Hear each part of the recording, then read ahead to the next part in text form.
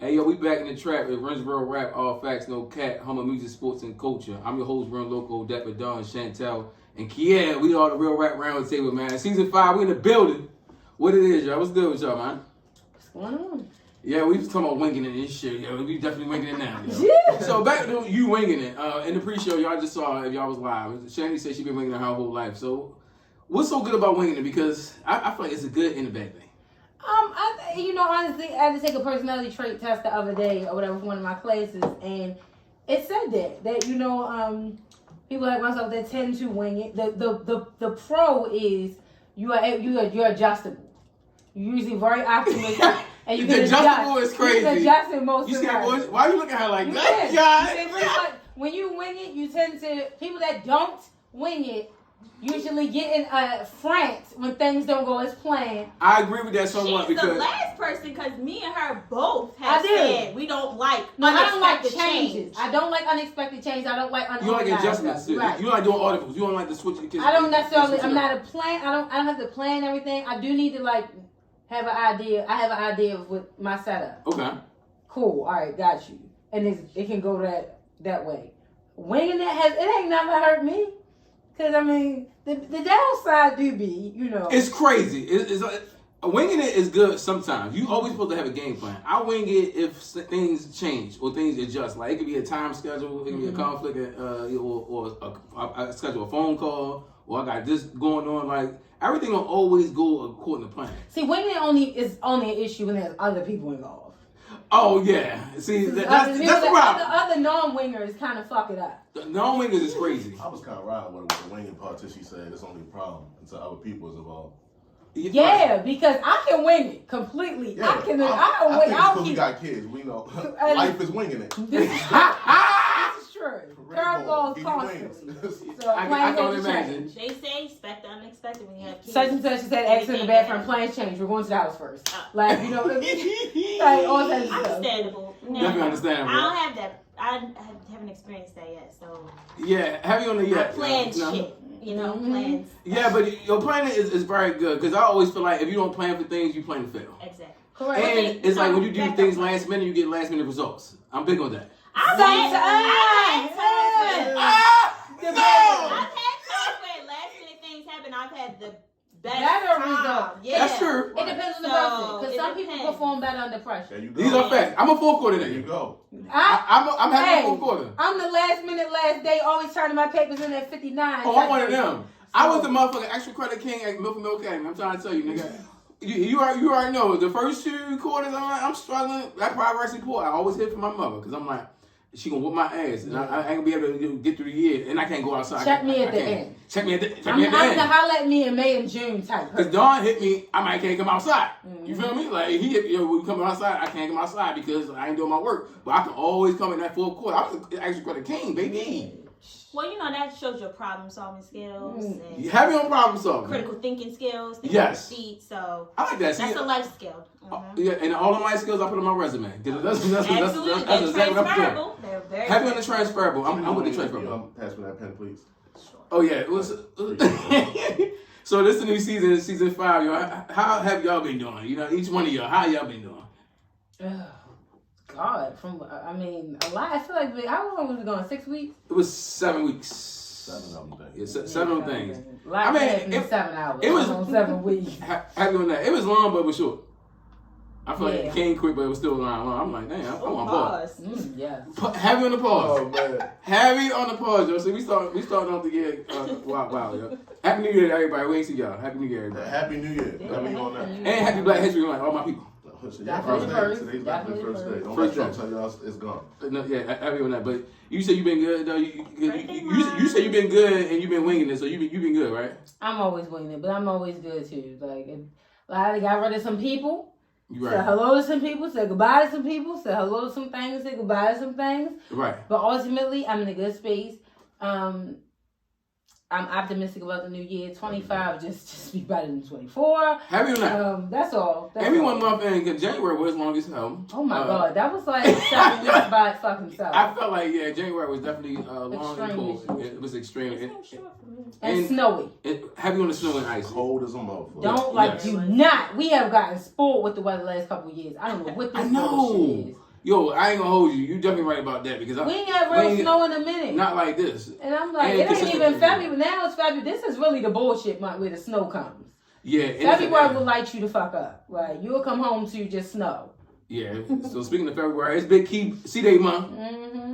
Pisces season. Pisces gang. Damn, we just really skipped over Aquarius like that. I mean, shout out to Aquarius, but do we have Aquarius on the side? Oh no. So we going to the Pisces season. Shout out to all my Aquarius and everything, Rest of me, my homie Joey. He Aquarius. Told you. You heard that? They some cold-blooded motherfuckers. Yo, she very emotional. She was just talking about Aquarius people. Aquarius, not Aries. Yeah, I'm not Aquarius. I put them together. Aquarius. So they that bad, but we gonna talk about that. They just not good partners. Ooh. We got shout out to all the Aquarius. Yeah, shout out to all the Aquarius. Even though y'all about to be salty ass though, but we talking about these prices right now. So what you doing for your C-Day, Shorty? So I mean, my birthday's on a Tuesday this year, so. Don't you hate that? No, we adults on a Tuesday? here. I know, yeah. We adults here, so I'm trying to turn up on a Tuesday, but the weekend before, I'm trying to get into some things, so we'll see. Some festivities? Yeah, we'll see they gonna be in Baltimore or New York? My options got going on, excuse me. So you traveling the whole East Coast, so you gonna do Baltimore in New York or just New York? We'll see. It's to be determined. It's be determined. You're winging it? We are winging it. It sound like a wing. Listen, this ain't a big year. Next year gonna be epic because it's 35. So this year only 34, so it's cool. 35 gonna be crazy. Yeah. Yeah. So this year it's cool. I'm chilling. Of course, I'm gonna still do something, but always gotta celebrate yourself. Of course, yeah, I always celebrate myself. But she's a little bit more than something. I know. He heavy doing productions, y'all. If y'all don't know, it don't always be. It's always a production with you. It's always a production with you. Okay, heavy lit. Listen, last year was the most driest birthday I ever had because I'm usually away. So this year I make up for it. Plus I'm making up for my life. I didn't really take no trips last year. This year is not happening again. What I just said the other day? 7 a.m. back. Hey, so Don, what's up, man? What's good with you, bro? Oh man, I just been working. Luckily, it's been cold, so nobody been doing shit. Have you nobody been doing shit? Yeah, that's definitely my big excuse. I'm in my own silence. I ain't been doing nothing. Just being a parent and dealing with all that entails. I can only imagine. So, like my energy been elsewhere. Yeah. My birthday coming up in April, a little bit later. What you doing? My Aries season on the way. Why are we discussing birthdays? I mean, everybody's talking about birthdays. It's a new year. She did. Y'all got about 3 birthday topics on here. Ren brought it up, and it is my birthday month. We just want to get into this Aries. I mean, Aries, y'all can wait. I'll use that time to make up for how drained the whole winter has done me. Yeah, I mean, winter is stack your bread and pop out in the summer. Stack your bread all year. Yeah. Shit. All year.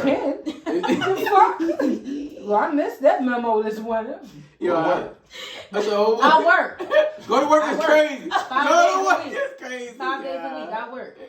Problem is, my check go 5 different ways. Mine go about 13. Damn. Well, that's a personal problem. Mine goes 5 different ways.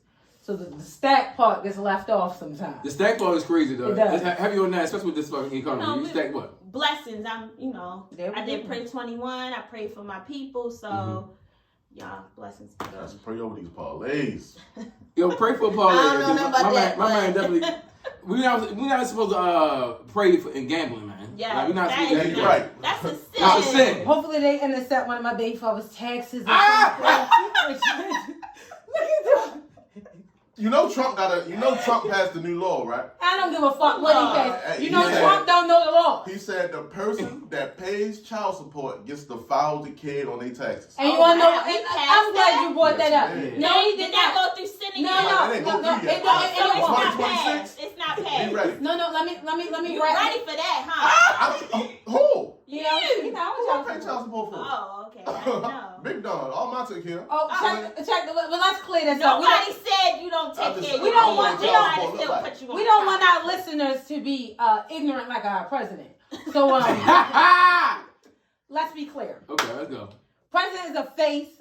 This is a country that's ran by Congress, and I don't think I know our president doesn't really understand how government works.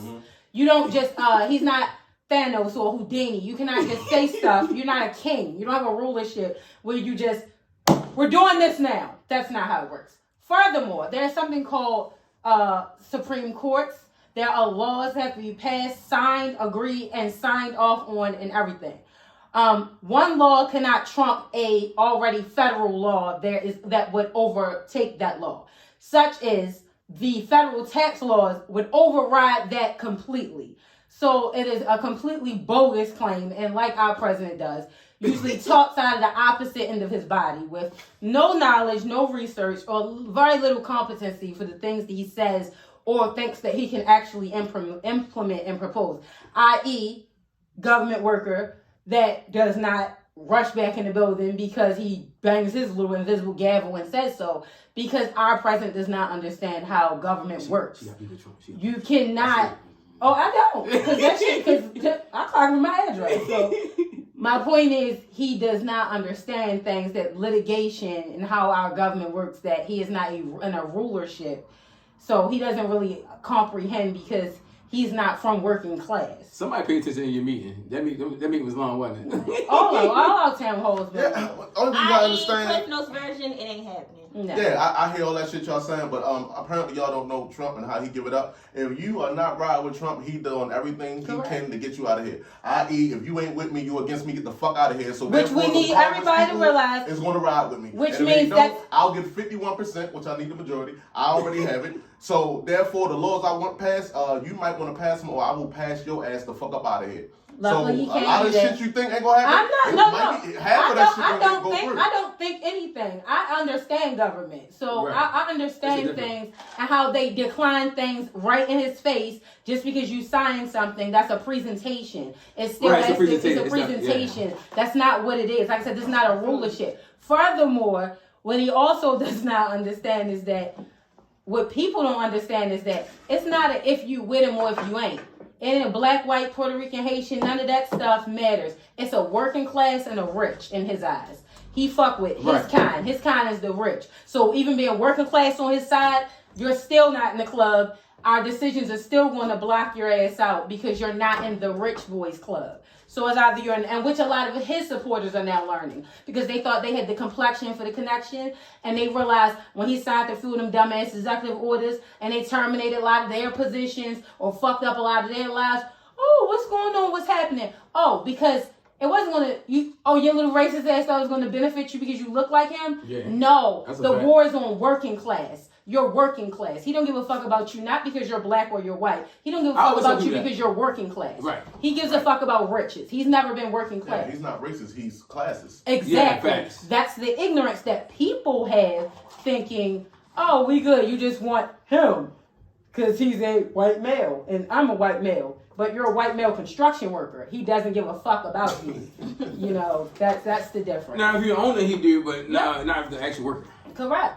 Yeah, he's so for the rich. For the rich. They got switch. Like I said, it's a lot. So it's a lot. Our people gotta keep out here in the swivel. When I say our people, at this juncture in the country, in this climate, I mean our people as in working class. We all the same. Everybody's still nigga at this point. Even if you're not a nigga, everybody's still nigga. Yeah, because we all going through the same thing. Like even like look at my neighbors. Like it's white, black, Hispanic, fucking Asian. It's different people in the same community. So I get what you're saying for all that. Mm-hmm. But we still niggas in America. So we ain't shocked. So that's why it's not a hard adjustment for black people. Because the government never really been outside. Has never been in our favor to protect us. White people have had a hard time having a transition right now because white middle class don't know what the fuck going on. So they've always had their privilege. So speaking of that, with the whole DEI thing, right? Mm-hmm. So people was talking about the whole DEI.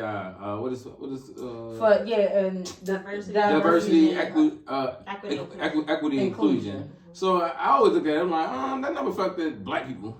That's how I look at it. Like it never, in my eyes, I always feel like it was like because like anybody a minority, a white woman is a minority. Right. Fucking Indian woman, a fucking Hispanic woman, or black women probably, or black man is we're always at the last end type. So even like trans or gay people, like or the LGBT, but it's like different things. Like so that program was like kind of disassociating from it is what the problem is. It's saying the message is clear when you're disassociated from it because you know what's like coming. Exactly. So I don't think people's issue is whether we thought what we think of the pilot of the program or who it really helps or benefits or whatever, because you know that's subjective depending on who you're talking to, what region they in, or what area they or where they go. However, when you disassociate your brand or business from it, that message is very clear. Yeah, it's definitely clear because it's like a writing on the wall. Yeah, it's like something that you already see. Why would I not? You know what I'm saying? Like, what would it be to me to not be associated with that? Why would I not? For me, this me personally, I never cared for it. Like now, if you got something like for me or my people, like exclusives for our black people, like Black Americans, I'm for it. But you keep putting us with everybody else. For me, I feel away. Not saying we can't, not saying other people not included in everything, but we've been here the longest. From a company perspective, why would I not have? What would be my beef with a inclusion program? You said what would your beef be with an inclusion program? Right, and being part of that. What would my beef be being part of that is my thing. Yeah, I wouldn't. I don't have a dog in that fight, but I don't have an issue with it either. But you know, it's an inclusion thing. Exactly, but from what I did far as my research on it, I feel like it never really affected our people like that. I feel like because the DEI initiatives help with like, okay, so after the pandemic, Target, Walmart, all those have been doing Black creative collaboration, which is where a lot of people are more so going with it, right? And we noticed that big time. So what's her name? Tabitha Brown. Yeah, so like pushing Black branded products is basically a part of that DEI initiative, and now. But Target being the one, they're pulling back on it. But I know a lot of them were saying that a lot of Black-owned brands weren't doing as well, which I understand, but then also wasn't a push to some of them as well. And of course, with any product, it could be good or it could be not. But they're pushing that completely, so they're not, going to put any more marketing efforts or push towards that, which I think it will affect.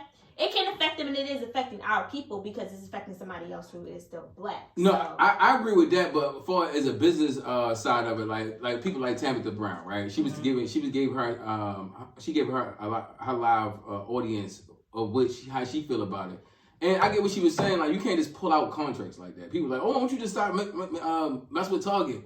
Or stop messing with Amazon or Walmart. All your deals, like these are brands, like it's like a breach of contract. Like they have contract. She can't just pull her stuff off the shelf just because people are mad at Target. Agreed, and I don't think people are expecting people to pull out the contract. They are expecting supporters to pull out of supporting those brands. But the supporters not going to support the Black brands, so they still have to go to the brand. They still have to support the brand. They can directly. They can directly stop shopping at Target, or they can only shop Black brands and not other brands. And not third-party relations. Right. So they got to direct the consumer. So they have their own website. They have everything. Correct. Like another instead of going to Walmart and going to retail. Okay. Like the lip bar is another one. She's a Black-owned beauty I heard about brand. her. Yeah, she's been in Target for years, and she has an actual physical website, so you can still shop at her website too. That's what as opposed to shopping at Target. Mm-hmm. You know what I'm saying? Okay. So you can still. But even the whole Target thing, like it's like. Okay, you got Target, Walmart, Amazon, like these big retailers. Correct. All these motherfuckers racist. Like let's just be real. We know that. Even like it's like I understand us taking a stand on certain things, but it's like where's the solution? It's like everybody keeps saying something, but they not having a solution. But this is the thing. That is a solution to them because the black dollar creates a holler. It really does. The solution after that. Like where are we gonna get? I'm not saying I'm not with it, but I like people. If you're gonna say something to me, right? Okay. So that means gearing more towards shopping their websites or going directly to them as opposed to going to these Walmarts. Until y'all put respect on our names and treat us like the black dollar that the black dollar is. Right. They know it. That's why they initiated it. Right. Because I agree. That's a major thing. We influence a lot, not just that. We are the influence. But we need infrastructures. We need more because all these retailers are white corporations. Right. And listen to me. And I'm the first to say all of them are racist. I don't give a damn what nobody say. They all are. What I will say is this: you can be what the fuck ever you're gonna be in your closet. When I'm spending my money with you, you better slap a smile on your face and act like you damn sure like I agree. That's how I don't give a damn what you are, because I can't control what you think and I can't control what you do in your home, your private time, or your personal beliefs. But if I'm supporting you and spending my hard-earned money, you better fake it till you make it and act like you like me. I don't give a damn what you don't. What you're not going to do is do it blatant.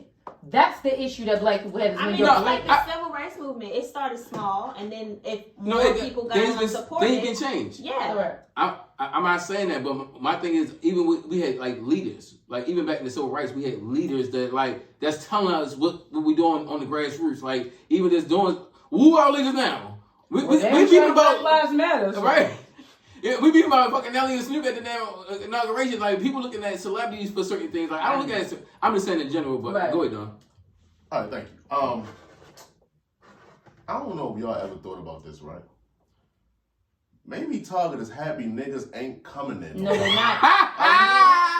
Can you stop? No, we can't because what you want to look at the demographics. You looking at Maryland demographics? No, I'm not, that's baby. Black as fuck. No, I don't, because my favorite Target ain't even in Maryland. Listen, I've been to Target, and I tell you all the time, I love the festivities, and I ain't talking about the merchandise. They sell the same shit. Target is one of the biggest companies that has benefited from the black dollar. They are. They are. When you racist, you don't give a damn. Right, but our dollar does. Let me explain something to you about niggas, right? Correct. And I'm gonna say niggas. The ones that Target market to, they the same ones that's gonna keep shopping at Target because they want to dissociate themselves with us any fucking way. Mm-hmm. Walmart, even though they might be racist, they market to us. You know who happy about the Target boycott? Walmart, because that's where the motherfuckers gonna come. Right back to ratchet ass. That's why they keep it ratchet for us. They for niggas and poor white people. Walmart don't market the people with money. That's why they roll the prices back. That's why it's cheap there. That's why you go there and you be like, what the fuck is going on? You stand in the motherfucking line, you see the motherfucker. You too good for Walmart. Guess what? Niggas go to Walmart now. Niggas go to Walmart now. No, I don't. Big Lots closed. All them other little fucking department stores, you got to take your ass right to Walmart. And they just smiling. Well, they Amazon. Just happy. People shop on Amazon. Yeah. You think them motherfuckers ain't racist too? They just know, hey, look, I didn't know they had everything in there. They understand how the black dollar works. Hey, I can be as racist as I want to. Correct. Like you said, in the closet. There you go. But that's guess all. what? Because so am I. Because so the fuck am I. Because I grabs my purse when y'all walk by me. So let's be very fucking clear. And I turn my nose because you stink. Everyone, they stink. No. Oh my God. White people smell my stink. Yeah, we about to get out of here. we got to get out of the small talk. But before we got the small talk, I got two people. I got two companies I got beef with. BGE and motherfucking Easy Pass. Oh, your BGE bill high? I got smoke. I got smoke for BGE and Easy Pass. And they just got approved for an increase. Like, who the fuck is approving this? How much mortgage? What are they trying to compete with mortgages? Yo, I got my back. Like, what the fuck? Got approved for an increase is crazy. So did DPW. How much was your bill? That shit was like, it was more than like no, everybody been running the house like that. Yes. What the fuck are you doing? You in the house? It may have been a little backed up. But the point is, we didn't do the pod last month, so it's no. But everybody been running heat this last 30 days because of the cold weather. That's what I was thinking. Everybody gonna have a high ass bill for January. My shit was 217. No, for 1 month for January, my shit was like 2 something. Cause what is your heat on? It's not on. It's just hot. 78. Whatever. 78. Oh, you said now? That's the max. Generally. Oh, now it's not. It's not. It's on 75. Okay, what is your 75? What do you typically run yours on? 69. Yeah. The 70. Thank you. That's if it's company over, I might put it on 72. You do not do 70. Yes, I do. Barely. Woman be cold, so I might throw it on 72. Always It's cold. never She's going really above a 69. 72. She's 69. Fronting. It's really 69. So when you go to bed, what's your shit on? I don't like to go to bed high. What go to bed naked. Oh my so God. I don't like the heat. You know what I mean? Degrees? She's unnormal. Like it's Yeah, Shanny's the worst. That's She's literally unnormal. hot. It's winter. You 80, but that means you want your temperature in the house to be 80. Correct. That's oven. No.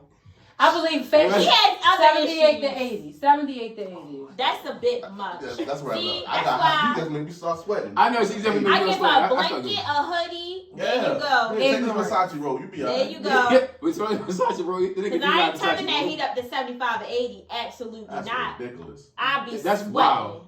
That is crazy. Let's go, Ren.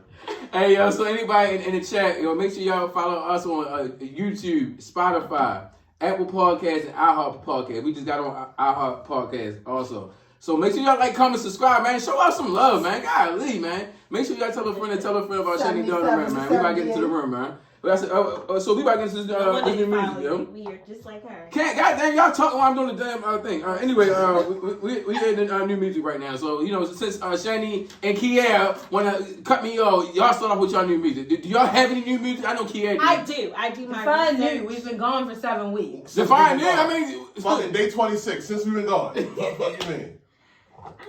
Oh, cause I got my whole list right here. You know, I got mine too. That's why I got the pen for it. I mean, you wrote it down. I know. I got more. You. All right, stay focused. Stay focused. I mean, I've been listening to Lil Baby-WHAM. All right, so it's cool. Like, I feel like he don't hit the same like he used to me, but I think it's a cool, nice play on the ride. First of all, we're gonna stay on Wham. Don't disrespect Lil Baby like that. I didn't like. First, I said Wham. Interrupt me much. Is it Wham, right? Yeah, it's Wham. Yeah, Wham. Who harder? Who harder than me? I like that. That was different. So why do you got smoke for Lil Baby? I don't have smoke for Lil Baby. I just think he don't hit the same for me. Okay. I ain't like That's you a said personal thing. He No, can still hit the same. I didn't like the way you said that, but go ahead. Don't do dumb. Well, my intake on his most recent album was his third. Like I told them, the first one was the best. Mm-hmm. The second we don't speak on, and this third one is, you know. All right, so this the third one. Yeah, that's not his first one. That's actually his second. You talking about My Turn? That's not his first. That's his first studio album. Correct. No, it was Street Gossip. Who knows that? No, you right. It's only me with the last one. Okay. I thought that was a mixtape. Was it mixtape? It's an album. I thought it was a mixtape the whole time. So when I speak to My that, Turn. Oh yeah, he wanted his album. I won't understand why. No, My Turn was good. I like My Turn. Was that's good. why. What did I say? I said if Street Gossip was good too though. Street Gossip was good. It had Pure Cocaine, Ready. Yeah. So I said about this album from the last 3 of them, if the last 2 had a baby, this third one would be it. Wasn't bad at all, but it wasn't. It wasn't given the level of the other 2 to me. I feel like he picked up better on this album. I feel like he had My Turn, and then I forgot the one he had after that. That was the one we was bumping before we went to the Giveon show. If y'all remember, we was bumping that, and we was trying to judge it. We like, you like it? It was cool, and we didn't.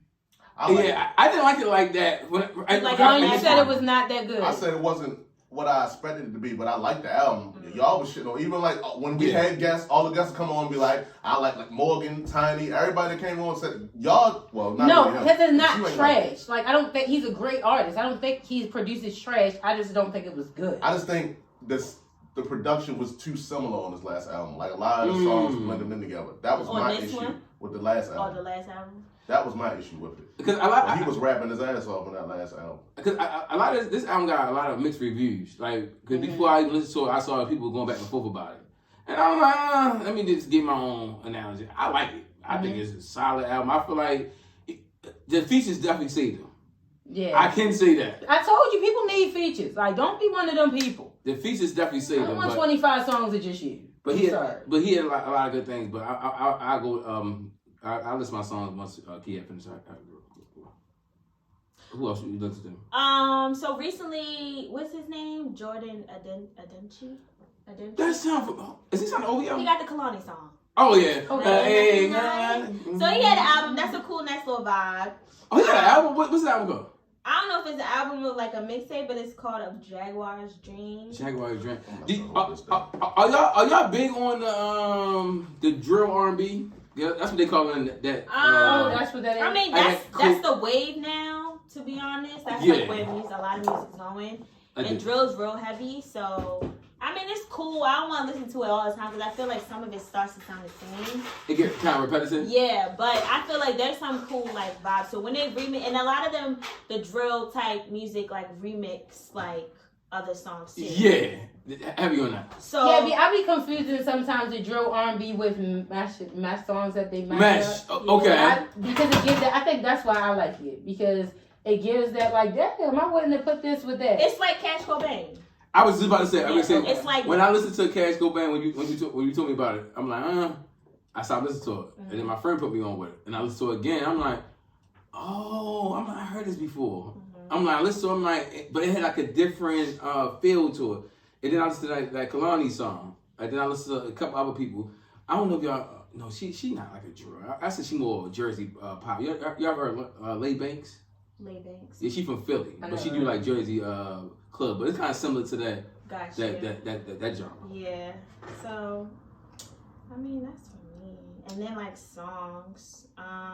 Yeah, what song gonna get you lit tonight? Yeah, we first of all, we going outside tonight. Definitely outside. It's season 5 premiere, and we outside these motherfucking streets, yo. What song y'all trying to turn? I got my turn up song. I got songs that I want to see the ladies go to it, yo. No, my song right now is "Help Me," Real Boss and Richie. Yeah, Baby, can you help me? Hey. That's my song. I better get used to it because he is going on tour with Big Low. And I He is? Yeah, that's what he's her and some other girl. Some girl that's opening up. I'm not familiar with names. But him, Boston Richie, and Glow is going on tour. Oh, I ain't know I'll be in them buildings. I ain't know she messed with Rex, but that's cool. That's good. Glow, what they call? Glow what? Glow Riders. Glow Riders. I like that. Glow Riders. I like that. I do. I like that. I like when people name their fan bases and they go with their brand and like what they got going on. I mean, it only makes sense to do it that way. Yeah. I mean, some people got some shit. I'm like, what? Like, yo, it be all. We the Glow Riders. So you said the guy Joy. Who else you been listening to? Because you usually got good new music and everything. Yeah, because Dawn tried to play me. I mean, you slacking right now. I'm waiting for you to get into your bag. You were gone. Trying to I heard everything you say, said. Okay. trying to basically say, like, my music's questionable. And he don't even listen to all different types of music. I I did. Oh, she got smoke for you, I yo. try to give you more credit than most people. Now you about to be getting your ass. I mean, of course, John thinks because he has a little diversity going over there at the job that he. He got a He thinks he thinks his ears are fucking instruments or Listen, something. I swear, one day I'm gonna let y'all pull up and I'm gonna let you hear one of my unknown playlists. Shit that y'all don't know, like artists y'all never heard of. Mm-hmm. Oh my fucking goodness. Listen. Go ahead. She's done.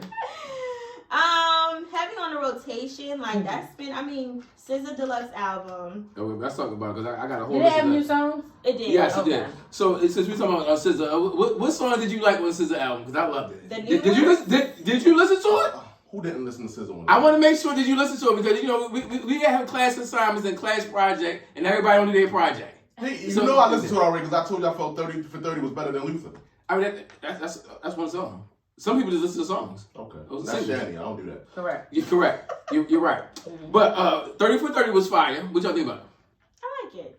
I'll have to listen. I really like 30 for 30. You haven't listened to You it? haven't listened to it? You fired. SZA album? You fired. No, you're I fired. didn't pay my Apple Music for a while, so honestly, whatever wasn't saved to my phone was not getting. Happy whatever ain't saved. Yeah. So I like the song Drive. Drive. Drive was fucking fire. Chill Baby. Chill Baby. Yeah, y'all What? listening because she fully intended to go to the show. Oh, how can you? Yeah. Oh, what city? Up in the air. President. But I might be What New city? York. I know. You gotta ask Big Key that. Yo, what What you city? say?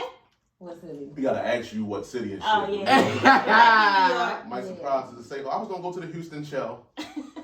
I like the song Diamond Boy. Okay. I like the Kitchen. Kitchen, my shit. I love Kitchen. So, Why do people do deluxe instead of doing like a mixtape or something? Why do they keep it? Why This was is it- like a whole new 11 songs. I don't Yeah. like the way they package it. All right, from what I look at it like they still want SOS to still run on the charts. Okay. I So got they- that for the pay. Yeah, so when they do, I don't like when they do deluxe. Like the old deluxe package used to be like 4 to 6 extra songs. Right. Okay. Not a whole new fucking album in a whole new different That's movie. what I felt That's like. the It'd be quick too round. much. See, Yeah. I get overstimulated by it and I just want to listen to it. Yeah, but I don't like how it's too much with that. Like I that's a whole nother album. Don't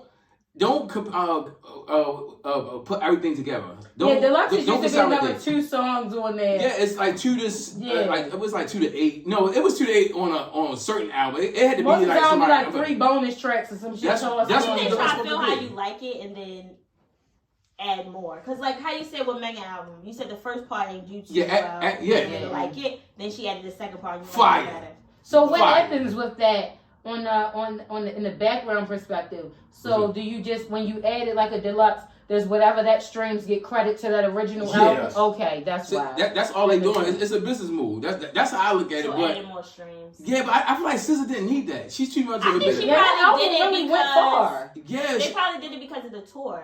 So it's Okay. more music But coming it's- for the tour. no, I like that it's good music, new music for the tour. But why you attached it to SOS? SOS was 2 years ago. This is true. Yeah. That was a whole nother, like, you did a whole leg, like. But you know SZA hate coming out with new projects. So it's called Lana. It's a fucking new project. Yeah. It's the same. All you did was add it to the other 25 songs that you already had. It's already a lot. It's already a lot. Playlist at this point. But so that irritated you though. But baby, I love you, baby. SZA Lana, baby. You know, I appreciate giving us that music. You are the queen of R&B. I don't care what they say. You know. I did like Blast album when you talked about it last time. And then it's funny, the Leon Thomas guy. It's so funny when I looked at him. I'm like, he looked familiar. I used to watch him. He used to be on a Disney show like when we was young. Wow, he was on that Drake shit. Yeah, when we was young. You said what? He was on that Drake shit. What Drake shit? Well, he was on Nickelodeon. Yeah, basically. I like that song. I listened to it, I said, this is why I like this song. He's so toxic. I like the album. He's toxic. I still listen to If it. y'all hear this song, I'm like, this is Dawn's song. This is definitely a toxic album. Like his album gave Somebody Hurt Me. Now I'm back in my bag, and I'm showing you who the fuck I am. So that's but your I still love you, whole bitch. vibe. That's your whole persona. That's the vibe of that album. That album in particular.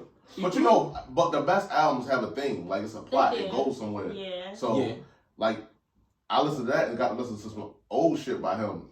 I found a lot of fire. Oh, for real? Like, a lot of it. No, so you said, because I heard him on my radio. So I believe it was either Apple Radio or it was my Pandora. But I forgot what I was listening to. But I was going through like a lot of new music and everything. That's why I texted y'all that day when I was in here cleaning up. You know, you cleaning up, you get the best vibes, you get everything. And they came, I was like, damn, this shit was this hard. This is what Dawn was talking about. That was good money though. But as far as R&B, I don't really know too many R&B projects that dropped lately. Oh, I'm sorry. I'm sorry. I definitely got a few, but you can go if you want. Okay, cool. It's your part. I'll let you close it in.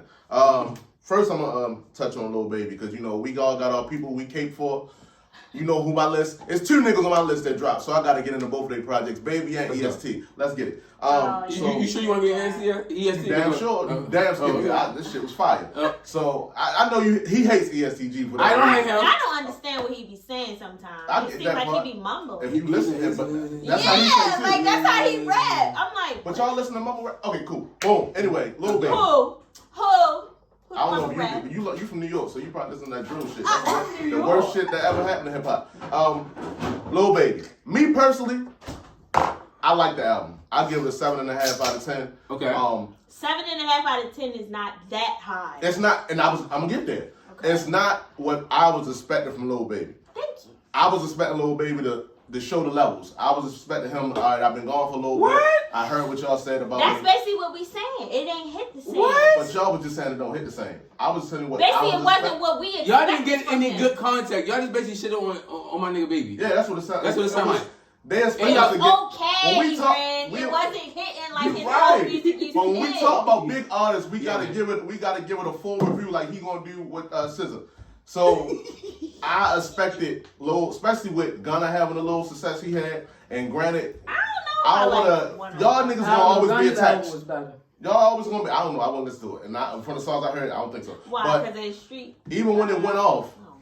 Gunna's song came on. Like, after the album go off, the algorithms get that. And I'm like, why does... I had the call title, don't ever play Gunna on my shit. But, yeah, like... Oh, not interested. Like, so you won't play it no more. Don't play none of his songs. We ain't jacking to it. Fuck him. But, like, I like... Only song I really don't like on top of my head that I know is the one I don't like is, like, number 3. It just one for me. It was like, middle fingers in the air. Oh, fuck you 2 times. Yeah, fuck that. You talking about... Baby. The Lil Baby album. It's been all over the place to me. It's not... I can see why you said that. I can see. It didn't seem like it had a flow to it to me. I don't know. He was in his bag. He was. I like the first one. I love the intro. I love the shit with him, Thug, and Future. Dumb and then Dumber. Yeah, that was fire. I mean the when they go into the other beat, what they call that transition. I like that, yeah. But then it's the other part. It's like, all right, it's the same shit. Like, So how y'all feel about Thug verse? I love Thug. I think Thug had the best verse. His first verse since he came home. I love it.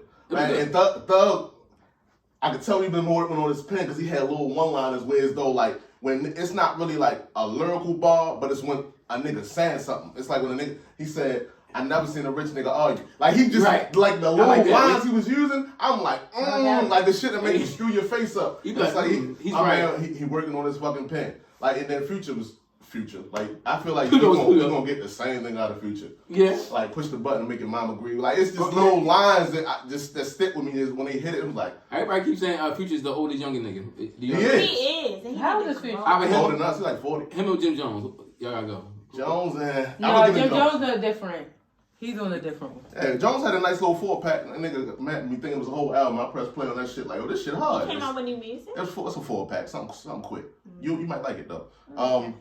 I like the track 4. That remind me of, like, California Breeze.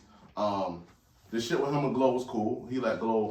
Redbone. Redbone's fire. Glow with her back. All right, let me talk on that too, because on TikTok, they were saying how it don't hit the same for us women that are in our mid-30s. Because you talk about a 23-year-old Redbone, and then it's like, right. kind of should have grown up. Why she got to be 23? He's in his 20s. He's 30. No, he's 30. Okay, he's 30. He just hit 30. But that's still like a certain point. Like, why you want like a young 23-year-old? Because he's a man. When he was 23, how old was the man you was dating? Yeah, a 30-year-old. Why would we want a 30-year-old? What you mean? Man. Because they're younger than you. No, I'm saying as far as like... She's talking about receiving the music.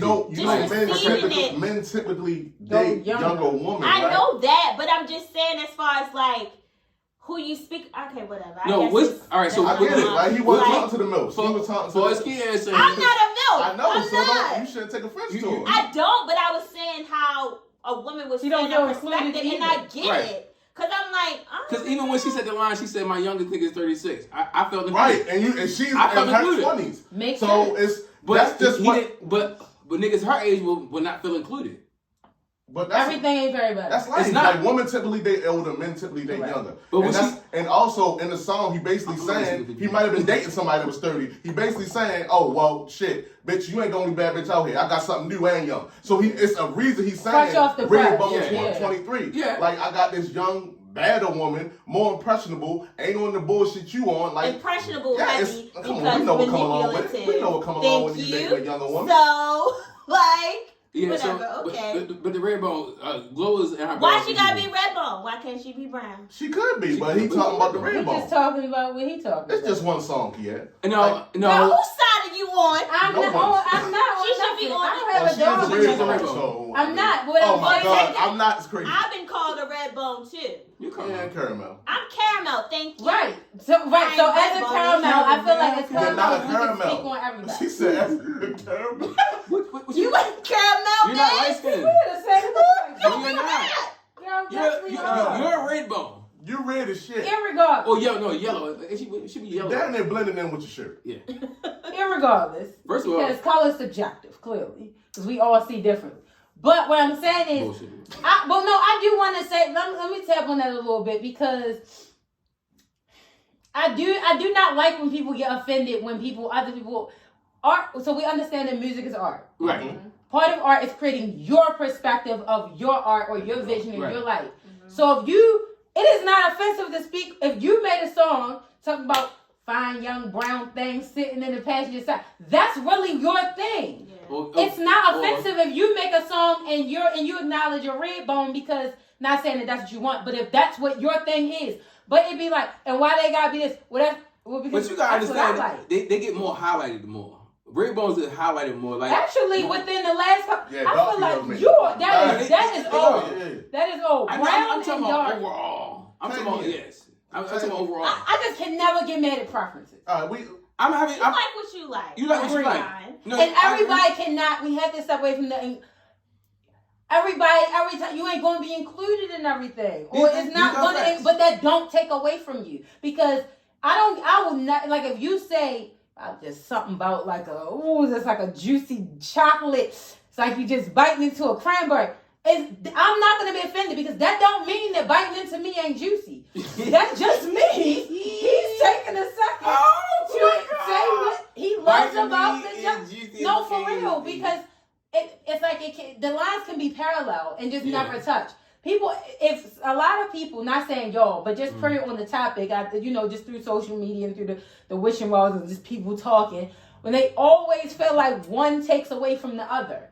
It doesn't. Acknowledging that I like y'all, my preference is tall, dark, and handsome. I have never in my life had tall, dark, and handsome. Never. That don't take away from the fine ass niggas that I had that's brown. The red niggas I end up with, the red nigga. you know, but that are very attractive. It's just your preference is your preference, and to each person, something is allowed to be elite to you.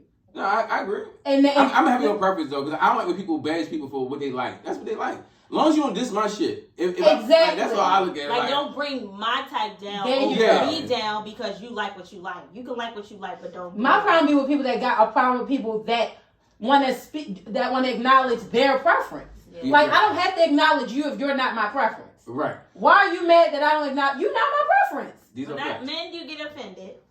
No, I Not as much as women. Men know that men kind of be knowing that they ain't gonna be everybody's fucking shit. No, these are facts. Women have to be included. No, that's a fact. And I know when they start talking money, I'm not her type. Oh, you know, wow. I know my role. Like, you know, I might not be her type. I might be attracted to her. I mean, she might think I'm the nigga. Why you always gotta take it there? Just so we can. No, but you'd be surprised. Women can come in talking money, and it can change. Thank you. I was trying to bring it back home. I was trying to bring it back home. We was on a Lil Baby album.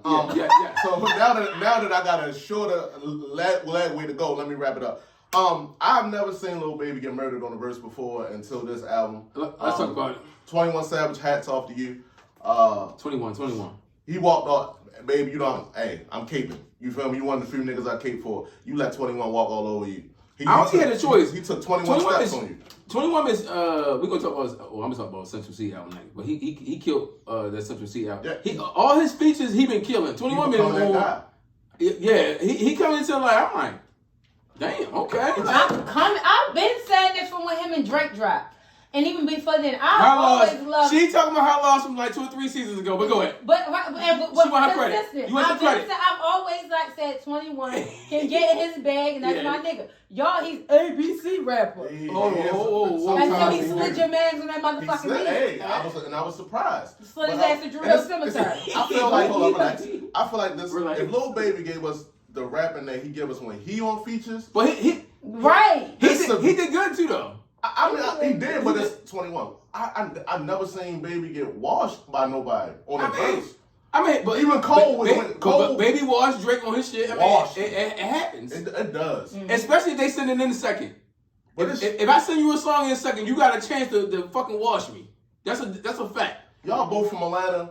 Like you were before you started, backslide a little bit to the masses. A hit of this guy. And he doing this when you like a plateau. You can't let him. He hitting Lotto. She might be right. That's probably why Lotto. You feel me? I'm trying. I think she might be right with him, not the way around. But Lotto shit, man. Lotto. After her album, you never know. Hey, I'm gonna give my niggas some time. So like I said, 7.5 out of 10 for the Lil Baby album for me. Now I gotta get to another nigga I came for, ESTG. Hold on. What you want to do? We got that, baby. I would definitely give it an 8. You said 7.5. I see why you say that, but even before in the pre-show, I would say Baby a lot was his features.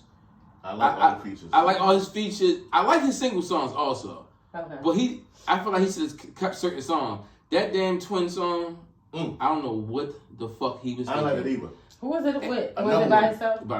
The fight back on what she said. Another song I like, man, is I'm So Sorry. Oh, I'm so sorry. sorry. The video just dropped for that, and if you want to look at it, it's a beautiful dark-skinned woman in there. But go ahead. Yeah, but I didn't like that twin shit. I don't have a problem. Like that's another thing that I'm going to rank though. I'm just tired of people fucking talking about this twin shit. Hey, they call everybody they twin. They call your girl your twin, your dog your twin, your fucking homeboy that don't look nothing like your twin. Endearment. No, it's not. I don't like it. I don't like it. Because you're an actual twin? I'm an actual twin, but I think it's corny. I think it's fucking corny. How can my girl be my fucking twin? No, she can be. She can be. That means y'all on the same. Y'all on the same shit. These boys, even young girls, yeah, he like. Even they understand that, right? What? Yeah. That when they mean twin, meaning she on the same type of time you on. That's not a twin. That's what twin mean. No, like, it's not. He coming. Look at twin. He coming from the because he a twin. I hear Gemini. No, it's personal for him. I honestly, this is my thing, yo. We have to have certain terms that make sense. Twin, like, why are you calling somebody? People can say slime. That shit makes sense. It's twin the same thing. Twin and slime. I like a slime better than a twin. No, slime sounds slimy and green. A twin can be like somebody. I just say, and men don't look alike.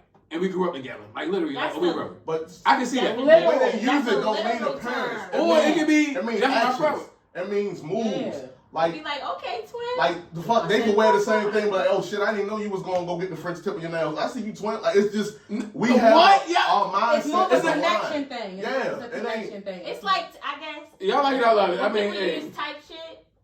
I mean, but people been saying that. People been saying that. No, And a song. I mean, they say with every, a lot more. you know, because they say that at the every line, but people always be like, yeah, that type shit. Like, you really have a beef with Twin? Yes! You understand I got a tag. That's what that means? You understand what I'm talking about type shit? That's what that means? Yeah, type shit, so you know what I'm talking about. Yeah, or somebody type shit. Oh, you know what I mean. They be like, oh, yeah. Okay, so it's like agreeing. Yeah, so twin, you can say your twin rap for your YouTube clips. Yeah, we 50 minutes in and they didn't get off new music yet. Yeah, go ahead. I'm gonna say real quick, No Cap. This is somebody I've been listening to ever since. I like him. I tried to listen to I like him. So what No Cap do for me, I started listening to him when a time where I was like losing everybody. And when it comes to like songs of loss and like dealing with losing close friends, his songs be crazy. Like I don't think nobody do it like he do it. Like outside of that, I don't really. What about Honcho? He did. I can't stand his voice. I like his album because he just dropped another project. Who that one? Honcho. Keisha Cole boyfriend. But he's like a young nigga out of Atlanta. But he really from. I don't think he's from North Carolina, but he moved to Atlanta. Yeah. But he grew up in Atlanta though. You know though. But far as like Honcho, like I gotta say, don't do nothing. Yeah, it's cool. Shout out to you, Honcho. Let me get to the R&B real quick. I'm gonna start off. I'm just on Weekend. It just came out. It just came out. I said let's get to the R&B, and then I'm saying Weekend. That ain't R&B. It's very eclectic. They've been mad at the Weekend for a minute. Yeah. Eclectic. I don't call it what you want. They've been mad at him. They've been mad at him. I've been saying people crazy. Was it good though? No, not to me. You know what? I'm not gonna say because I fuck with you again. So I'm not gonna kick your back and say it's not good. I'm gonna say I got through 10 songs and I was in the gym and you fucked my workout out. I had to go to something else. It wasn't for me. Why are you playing Weekend at the gym? I gotta listen to my. That's when I get to listen to my music. Yeah. When I'm in the gym. I can't listen to music the first time when I'm doing because I have I already playlist when I'm working out. If I like it, I'm gonna listen to it more than just. And I'm gonna listen to it in the gym, in the car, at work. Weekend got that spin, and that was it for him. Mario, he dropped. I was about to say he dropped when we last came in, but we didn't speak about it. I like it. Solid. It's a very solid album. What songs you like? I got my song list. I didn't write no songs down. It's all, but I let it play, and it's a have you letting it play? Because I slept on it. Because the first song was kind of throwing me off. Yeah, the first song I was like, come on, Mario. But then it got better. Like it's some shit on there. It's some songs. Oh, that's probably why he was recently on the gym. But I'm gonna let him finish Mario. I want to just touch on this artist in particular because I learned about you. Teddy Swims. Teddy Sims. It's Sims. Yeah. His name's Swims. Yes, Teddy Swims. Y'all ain't listen to it yet? Go listen. I don't know if he's a country artist, a rock and roll, I think he alternative pop, R&B. Okay, cool. Like I just said about the Weekend shit, I said that one R&B. This shit one R&B, but it has some soul in it. I love it. Even the country shit had soul in it. You know he got he got a children that will give me on. Oh my god. What was the Weekend album called? I don't know. I don't care. The new one? Yeah. I gotta check that out. This nigga Teddy Swims. Hurry up tomorrow. Okay, yeah, we gonna hurry up tomorrow with that album. He got some shit on there with Give On, fucking fire. And one more thing. What was Glow at in that female artist list? She was number one. She was number one. Oh, that's where the fuck she belong. That's where the fuck she belong. Yeah, because remember why you say that? Glow on this album, nice 12 bars. 12 bars. Straight did her thing on a country album. Like Glow, every time she gets a shot, she got better. She kicking the fucking door in. Yeah, like Glorilla's stepping on shit out here. Like this nigga out. Like the country songs was good. The R&B songs was fire. He had a nice little few R&B features. He had, like I said, he had Glow on here. He had some rap features. Check that Teddy Swims album out. Yeah, she on there too. Okay. Y'all gotta check that Teddy Swims album out. I don't think I skipped the song. I listened to it 3 times already. So that Mario album was fire. I would give it like a 7 out of 10. Like I feel like he kind of like lacked certain things. Me either. Yeah, so it's called Sorry I missed something. Sorry I missed you or something. But he got a song called How was the rollout? He didn't have a rollout. He didn't. See, I hate that. What we talk about that one part? We don't even know when people release. I'm like, why did y'all know? Music, he had something like a rollout when they said one of his songs sound like a Lucky Day song, and he was like, all the motherfuckers like I seen Lucky Day perform live and he can't do which is true. And he was, Mario one of them. He an R&B artist, so his vocal projection and what he can do on the stage, he holds a lot of weight to that. Yeah, a lot of these artists are studio artists. Correct. Like they're he did vibe artists. Yeah. Like if you put me on the stage next to these niggas, I'm gonna show the difference. But like Lucky Day hot right now, so obviously his fans came out and was like, "Yo, you made a sound like Lucky Day," and he was like, "I can do anything Lucky Day can do." Agreed. So when so the rollout is more of a being signed thing, like that's your backing pays for that. Yeah. So that's why some of them don't have like strong rollouts if they don't have a big financial backing behind them. Yeah, because I don't think he I don't think he signed. I don't think he's have a new deal. Got a major label. I don't think he got a major label. Yeah, because mainly when you get a rollout, you get like different things going on. Like even when y'all saw a lot of when she was promoting, I like the way she rolled her album. Yeah, her you and could Glove. tell. Yeah, they Like, had their promotion was on point. They hit the blogs. They was outside. It was like they was visible, and they was touching the people, and they was been around. Like it's more than marketing than social media. Like you got to be in the streets and you got to meet people. You got to do different things. Even do partnerships. Like Lotto was doing partnerships and doing different things that help build your artists in the release date and the rollout because. Everybody mainly go off the first week, but usually I feel like the first week be overrated. I feel like you should go with like when like the first couple weeks, few weeks, and then you see the momentum. Because one thing about music is about word of mouth. Because the first week you might not listen to it, I might not listen to it, we don't get to it. But if you say something is good, I'm gonna check it out. So the album's called "Glad You Came." Glad You Came. It's on New Citizen. So is that record like label, that's like a twist on words? It's a division of Sony Entertainment. So Sony is it's one of their. Children labels, yeah, or it might be distributed by Sony Music. But because that's more like a production company. Like when you got them small like independent imprint, they like imprints and like production company. They kind of a lot of them hold on the weight. Yeah. When you talking about production, I mean, because even when you sign to the label, you get like label services. Like you can get management services and you get label services. It's two different things. Okay. So it depends. Like it sound like not that I don't know his situation, but it sound like when I be seeing artists like be having like little stuff like that on their page as far as their label, I be like they just make that up. They just make their own little business so they can have and then do their own things because as far as paperwork. Like what's her name? Sierra got her own company. Fucking Neo. Like all these people got their own company. Okay. If that make any sense. It's basically like a thing for private because they're independent, but they might got distribution through a label, but they're not signed to a label. Gotcha. It's a lot of logistics with that. But I'm glad you came. He got a song called "Play Fair," fire. It gave me like 2000 R&B. I like that. He kind of stayed true to his era. He got a song called "Keep Going." That was a good song. Then he got a song called "Give It to You." Yo, I might have to give that a little. I might have to get some shit. Yeah, I'll probably say. I'm glad you came sang the twisting the words. Was it like a baby making album, or is it like just R&B? I don't know. Okay. But Mario, I did not like that cover. Can you change that? Why are you thinking about that? Then I'm glad you came and just. I didn't even. I didn't even think about. I ain't even look at her hear that. Yes, that's what I said. You got this shit? No. Play on words. He's too small. I don't know what. You said who? I don't know why he had that cover though. That cover is not it. But before we get out the new music, I gotta say one thing about. I want y'all to listen to Central C. Tyron Clint fucking got on my body earlier about that shit. Central C is fire. He's a UK artist. I don't know if y'all know. You can go back for a bang. You don't like UK artists? I can't listen to it that Yeah, much. you can go back for a bang. We can go in for Yeah, that shit be right. His I album can't hard. listen to it all the time though. It's just like. So how y'all feel about international artists? Like, of course they hard. They hard, but they not. I like Afro beats. I do I do too. But okay, y'all like more the the African, not the European. You like the UK?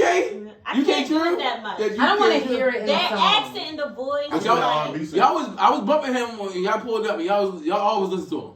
He alright. I just rap is just my ear to rap is kind of like bleeding. Okay, like, I can do that R&B singers like they got some fire R&B singers. Yeah, because you don't hear it. I don't hear all the hooks, Oh my God, let's go. The accent not as strong. I don't hear that today interview. Yeah, but. Hey, so what y'all want to go through next year? So we did the new music and everything. Do y'all want to go to about Snoop and them or no? What y'all want to do? because I feel like Snoop made a business decision, but that's on me. But, I respect everything Snoop did. Yeah, but are we canceling him because he was at the inauguration? We can't cancel him and Rick Ross. Here we go. And Soulja Boy. Y'all said Soulja Boy was not irrelevant. I appreciate that shit, but go ahead. That was nothing to do with the inauguration. He was there.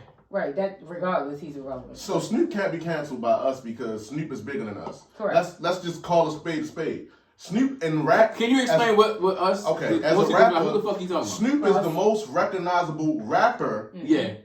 That we have. In the world. Motherfuckers think it's Jay because Jay is a bigger name, but when it comes to recognition, Snoop did the fucking Olympics. Yes. Snoop had a show with Martha Stewart. Yes. Snoop is on how many goddamn shows? Yeah. How many marketing brands? Like niggas can say all they want. Oh, we're not listening to your music anymore. Man, I already did that. Yeah, I'm 30 years in the game. I don't make music I don't make my money off music no more. What do you The white people are still right. I did this because I'm big in crypto. I didn't perform for his fucking inauguration. That's another thing people got twisted with Snoop. He didn't perform for Trump's inauguration. It's a catch-22. I get that, but it's still connected to it. Yeah, and he, how much money? Trust me, I got. Speaking of it, I know people that did this crypto shit. I need y'all to listen. Mm-hmm. I know motherfuckers that been dealing with this crypto shit. And that was riding with Trump and waiting for this fucking shit to go through. And I know the money they made. Mm-hmm. So if they made that type of money, I can only fucking imagine what Snoop made as a pioneer and somebody that's behind crypto. If I make 50 million with you, I'm what? Nigga, I'm performing at this show. It was a big scheme. The crypto was a big scheme. Big scheme shit. You know what Trump coin did? No, right. For the rich people, which is fine. Whoever bought it. Right. And a lot of it, and they did a big scheme with it, and a lot of people lost 800%. money. A lot of people lost money. But I don't have a dog in that fight. I guarantee Snoop jumped out before that shit started going down. Yeah, they all had inside info. There's a lot of it's some legalities going on with that shit too. I wish I would have knew. Inside, give me some insider training. Let me hop in right now. That's how I operate. You ain't gonna get an argument out of me for that shit. So yeah. I don't have a dog in that fight. My thing, what I will say is this though. Certain stuff be business. For one, like I said, I do not, whether I like who you like in politics or who you believe in, who you pray to, whatever, that I don't believe that has nothing to do with nobody else. Right. You cannot judge people for political or religious views. People need to get that shit out of their head. Yeah. If it's impossible to cancel you for going to an inauguration, let's say you were there in support of Trump. Let's say you were. Let's be fair. Let's just say that. What the fuck is wrong with that? That's your preference. He did say prior years that he wasn't fucking with him. And it can change. But that's my biggest thing. I fuck with Kamala. Yeah. But I fuck with her versus the other motherfucker. Yeah, but them last 4 years I didn't fuck with him. And he part of his homeboy. That's another thing. People don't understand that. He part of my homeboy. But like if a nigga part of my homeboy, if Trump part of my man, what's up? He the homie. You did more for me than the other side did. Yeah. Correct. That's what I said. But period. There are business stuff in place with that type of stuff too, career stuff. There's other things that are motivated, or if they really just like that person. People have got to get out of making and really inflicting their political or religious choices on other people's. If that person do like Trump, what the fuck is it to you? Like, they're a person. They're allowed to like one side or the other. If it's two sides, how can you reasonably be mad at somebody for liking one side because it's the opposite of what you like? That's what makes them you and you. For one, Snoop is rich. He is not on the same tax bracket as us. He does not deal with the world the same way that we do. So let's just say if he was on that side benefits him. He's rich.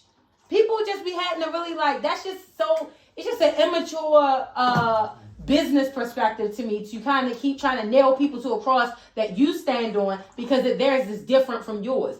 Everybody's views is different. People want to stand on or stand with what they like. I just don't like how they trying to cancel him or feel like you're not going to. Because all right, one thing I don't like is when somebody do something that you might not like or they feel like it's wrong in their eyes. I mean, in your eyes, right? Mm-hmm. But the way they trying to take down his legacy, they call him all types of names, oh, you a bitch. They're disrespectful. It's like because it's always it's more to it. You must really hate him or hate yourself or hate something else more because the way I saw people on social media going crazy, I'm like, yeah, that's still Snoop though. Even if he did do it, okay, you can say what y'all want to say, but I feel like the respect gotta still be there.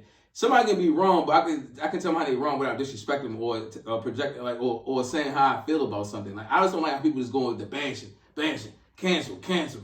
I'm not canceling you over that. You didn't do anything to harm anyone. You didn't do anything. Like, what the fuck? You're allowed to like or be present wherever you want to be. Like, yeah. I just don't give credence to social media. Like, y'all know what's going on there than I do, because everybody got a phone and they can type whatever they want. Them niggas don't matter in the grand scheme of things. Like with Nelly was very vocal about who he was voting for. So I don't even know how him. If you was gonna cancel him, should have canceled him 6 months ago. The nigga said. Oh, he said that. Yeah, he said he was voting for Trump. Mm-hmm. I wouldn't be surprised. He said Kamala does nothing for us. Like she does nothing for the. They said they didn't follow Ashanti. I said, damn, what Ashanti did? But Nelly said he was. That's what I don't understand. Nelly said. They be selective out. I'm voting for Trump. Like before the votes was in, he said it. So why are you acting surprised? It's a lot. Because you're not agreeing with him. Trump might have got more black male votes than Kamala. So y'all niggas gonna be canceling a whole lot of fucking people. I mean, sure. I mean, we talking the 4B movement. They did. They was mad. They was on some bullshit. They was talking about, we not fucking with men. Whoever voted for them, we not fucking with. I said, now that the race over, it's other Democrats coming out saying like, yo, they ran the horrible fucking race. Like, I don't know what they was. It's other Democrats saying like, yo, the shit they did, I don't know what they was doing. They just thought that, they gonna vote for us because they not gonna vote for him. Mm-hmm. I just feel like people like we gotta separate the music from the politics and all that. Yeah. Too. On top of like, yo, people do their politics. They do everything they need to do. Right. I'm cool. I respect it. Like how you say, I respect your religion, your background, everything. I'm cool with all races, all everything. Yes. But I separate the music and the politics and everything. Yeah, like at the end of the day, like yo, can we just stop like with the madness? Because at the end of the day, it's like, yo, like even with our people, black people, like, yo, let's worry about bigger issues. Y'all worry about them performing and getting their money. I'm not no damn celebrity or no artist or nobody. They put too much into it. Like, yes. They people. Yes. Yo, heavy on that, yo. But we about to move to the motherfucking culture segment, yo. So Don was in the group chat. Don was out, motherfucker having a cocktail and motherfucking brunch out there. What's some shoes called? Them Chelsea boots. You know? he was outside the Chelsea boot. I'm pretty sure he had his shirt open with that on that brunch. And he said, Shanny in the group chat about how women that have male friends are more successful in relationships. Do y'all agree? Absolutely. I feel like it's both. It's an advantage. Anybody that has an advantage is going to be more successful in that department.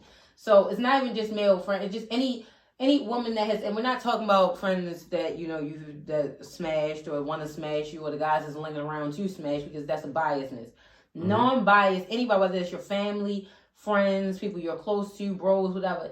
Any woman that has a direct relationship, a non-biased male perspective, access to non-biased male perspectives, is always going to have a more successful, or should, if they're receptive, have a more successful relationship with men that they deal with, because you have an advantage. Like men that value women outside of sex and can take heed to a perspective, a non-biased perspective from women that they're close with, have an advantage. Because that gives you a perspective that you don't have, or of the side that you're interested in. These are facts, because you save me from a lot of shit. Like, you just put things in perspective, like just having even a female like always there. Like, I feel like the best friend rule always get thrown around a lot, especially between male and female. That's my best friend. No, your best friend is really somebody that really gives you a game. That's because a lot of people have blurred that, and we know why. Yes. But I also think too, it's just like men will be very honest with you, and the women like to live sometimes in delusion. Yes. So speaking to other women can be like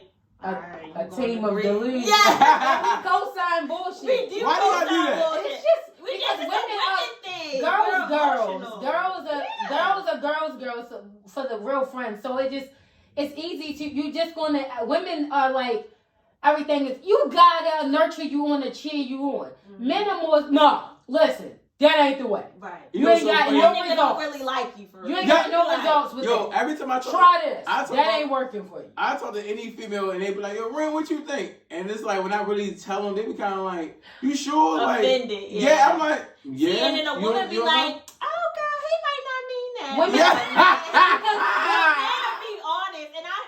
because I'm like, please tell me, don't have me like, you know. Men operate in results. women operate, we throw shit against the wall, hope something sticks. Yeah. So, girl, somebody will take it, at some point. Don't worry about it. Somebody will like it. Because even what you told me before, like, some women be anxious. Yeah. Like, they very anxious, and it's like they be in deluded. I'm like, because I tell her all the time, I'm like, I could be honest up front, I could just give it up everything, and they still kind of feel how they gonna feel. Because they feel like eventually you'll change. Mm-hmm. Or it'll Why? I'm not changing. If I tell you who I am and I show you who I am, that's who I am. But that's something that women have to develop that skill to understand and take that and respect it. Because a lot of times a man will only change for the person that they want. Or when they want to. These are facts. So, but I tell you all the time, women are not strong listeners. At all. They just do what they want. We listen to what we want to. Yeah, I will say that. And that's the problem I had. What I always say when I call him, like, she get my fucking nerves, yo. Like, yo, because it's always some bullshit. Hearing, women can hear. Women they can what you want. physically hear. Yeah. They can physically hear, which means that when their ears work, the action of them hearing noise works. Listening and perspective and what they take in as and receiving it is totally different. You can hear something and you say something. It can be very clear. The interpretation of what they just heard can be completely different, though. So when you be direct with women, right? Do it like it's like a damn if you do, damn if you don't, right? Because it's like I hate when I be honest and it's like they not getting it, and then it's like when I lie and play games and I just be on some fuck nigga shit. It's like they respect. It's like they respect that more. Comfort. It's like, but I be honest. I'm like, I told you it's fucking true. Like, what the fuck? Like, what? That's not what they want to hear. Correct. Okay. Like, and I struggle with this with women all the time. Because I tell them the truth. And when I tell them the truth, it's like they don't want to comprehend that. Right. So, right. Like. So you lie? No. That's the next option. I just stopped talking. Because at some point, like women will drive a man to where it's like, we don't talk no more, we don't do this. I stopped talking because you don't receive shit I say. Right. So at this point, I'm wasting my time. I'll be saying the same shit I've been saying for the last 18 months that you still haven't started listening to or showing that, okay, I get it, I understand, I'm going to act on that. Like, I honestly find myself, when I date women, I be sitting here mad, like, yo, damn, if I was fucking with Shani, she would understand what the fuck I was. That's what makes me think about it. Real shit. It's like, I hear Shani talk. This ain't always been Shani. Like, young Shani ain't understand. Like, that's why I be surprised until like, oh, you know this now. It's like when niggas used to tell that shit 10 years ago. Learn from the past. She wouldn't understand. Yeah. Like, I heard her say shit about herself, whereas though it's just like, I ain't delusional. I know I got this many kids. I got this with me. I'm this old. Da, da, da. A nigga only taking so much shit off me. I be looking like, what? You know that? Like, I be in shock. No, real shit. Because a lot of women don't. They think they in their prime till they 54. Yeah. And they still got it. You this shit like 20 years ago. You look like you have as many kids you have, so you still intact. So, but a lot of women, they not even intact, and they still talking crazy. What did Dave Chappelle say? Who's looking for 36-year-old pussy? Yo, wait, on that comedy special, I go, Yo, you a 36-year-old pussy? Women hate that. Even when we was talking about earlier, like when we was talking about the red bone, like the 23-year-old red bone. When y'all young, it's all good. But as soon as y'all get, you start talking at, he talking about a 23-year-old red bone. But when you was 23 and you was a fine brown bone, which you still fine, but still, when you was still in your prime, it was all good. Y'all hate that age. I'm still in my prime. Correct. Okay. But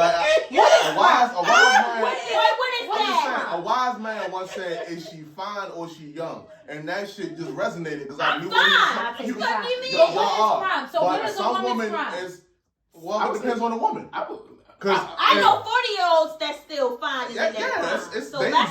They exist.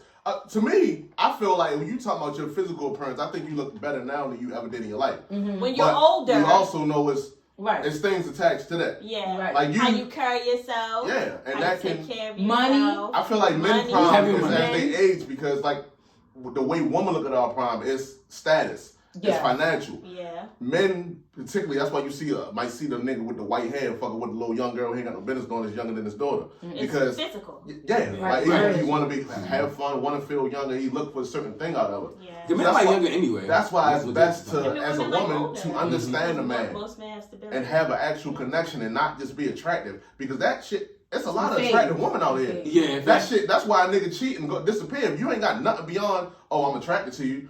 Why you think a nigga not gonna cheat on you if all y'all got is your fucking appearance to your pussy? Out of that, they do feeling like of just wanting the physical. They want something extra. You said Rhonda, we've been on the real men always want to something. No, we just like to sleep with it's not as prioritized, right? Because it's they're getting older. A lot. So now you want something more. Who wants to spend years, a lifetime with somebody you can't even have a fucking conversation with? Correct. I don't know how you do that. Well, that's something that you have to understand before you get there. You do, but sometimes she's so fine. You just gotta see, and that's the problem. You gotta enjoy that summer. How y'all do it? Y'all, what y'all call them? Y'all head monsters, y'all head demons. You overlook shit. Well, sometimes that's not just shit. Sometimes the head demons be the good woman too. And see, 9 times out of 10, it's gonna be the very good woman as a head demon, or it's gonna be a woman that know how to. It's gonna be the woman that know how to get what she want out of a man. You want to wife that 6? I'm getting older, maybe. Okay.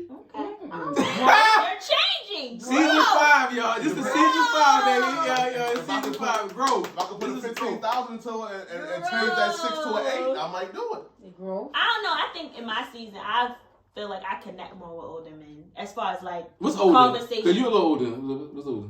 Hey yo. Did the 37? Don't come for me. Cause nigga, I ain't even 35 yet, so don't come for me. Right. I say you a little I'm older. trolling you. You are.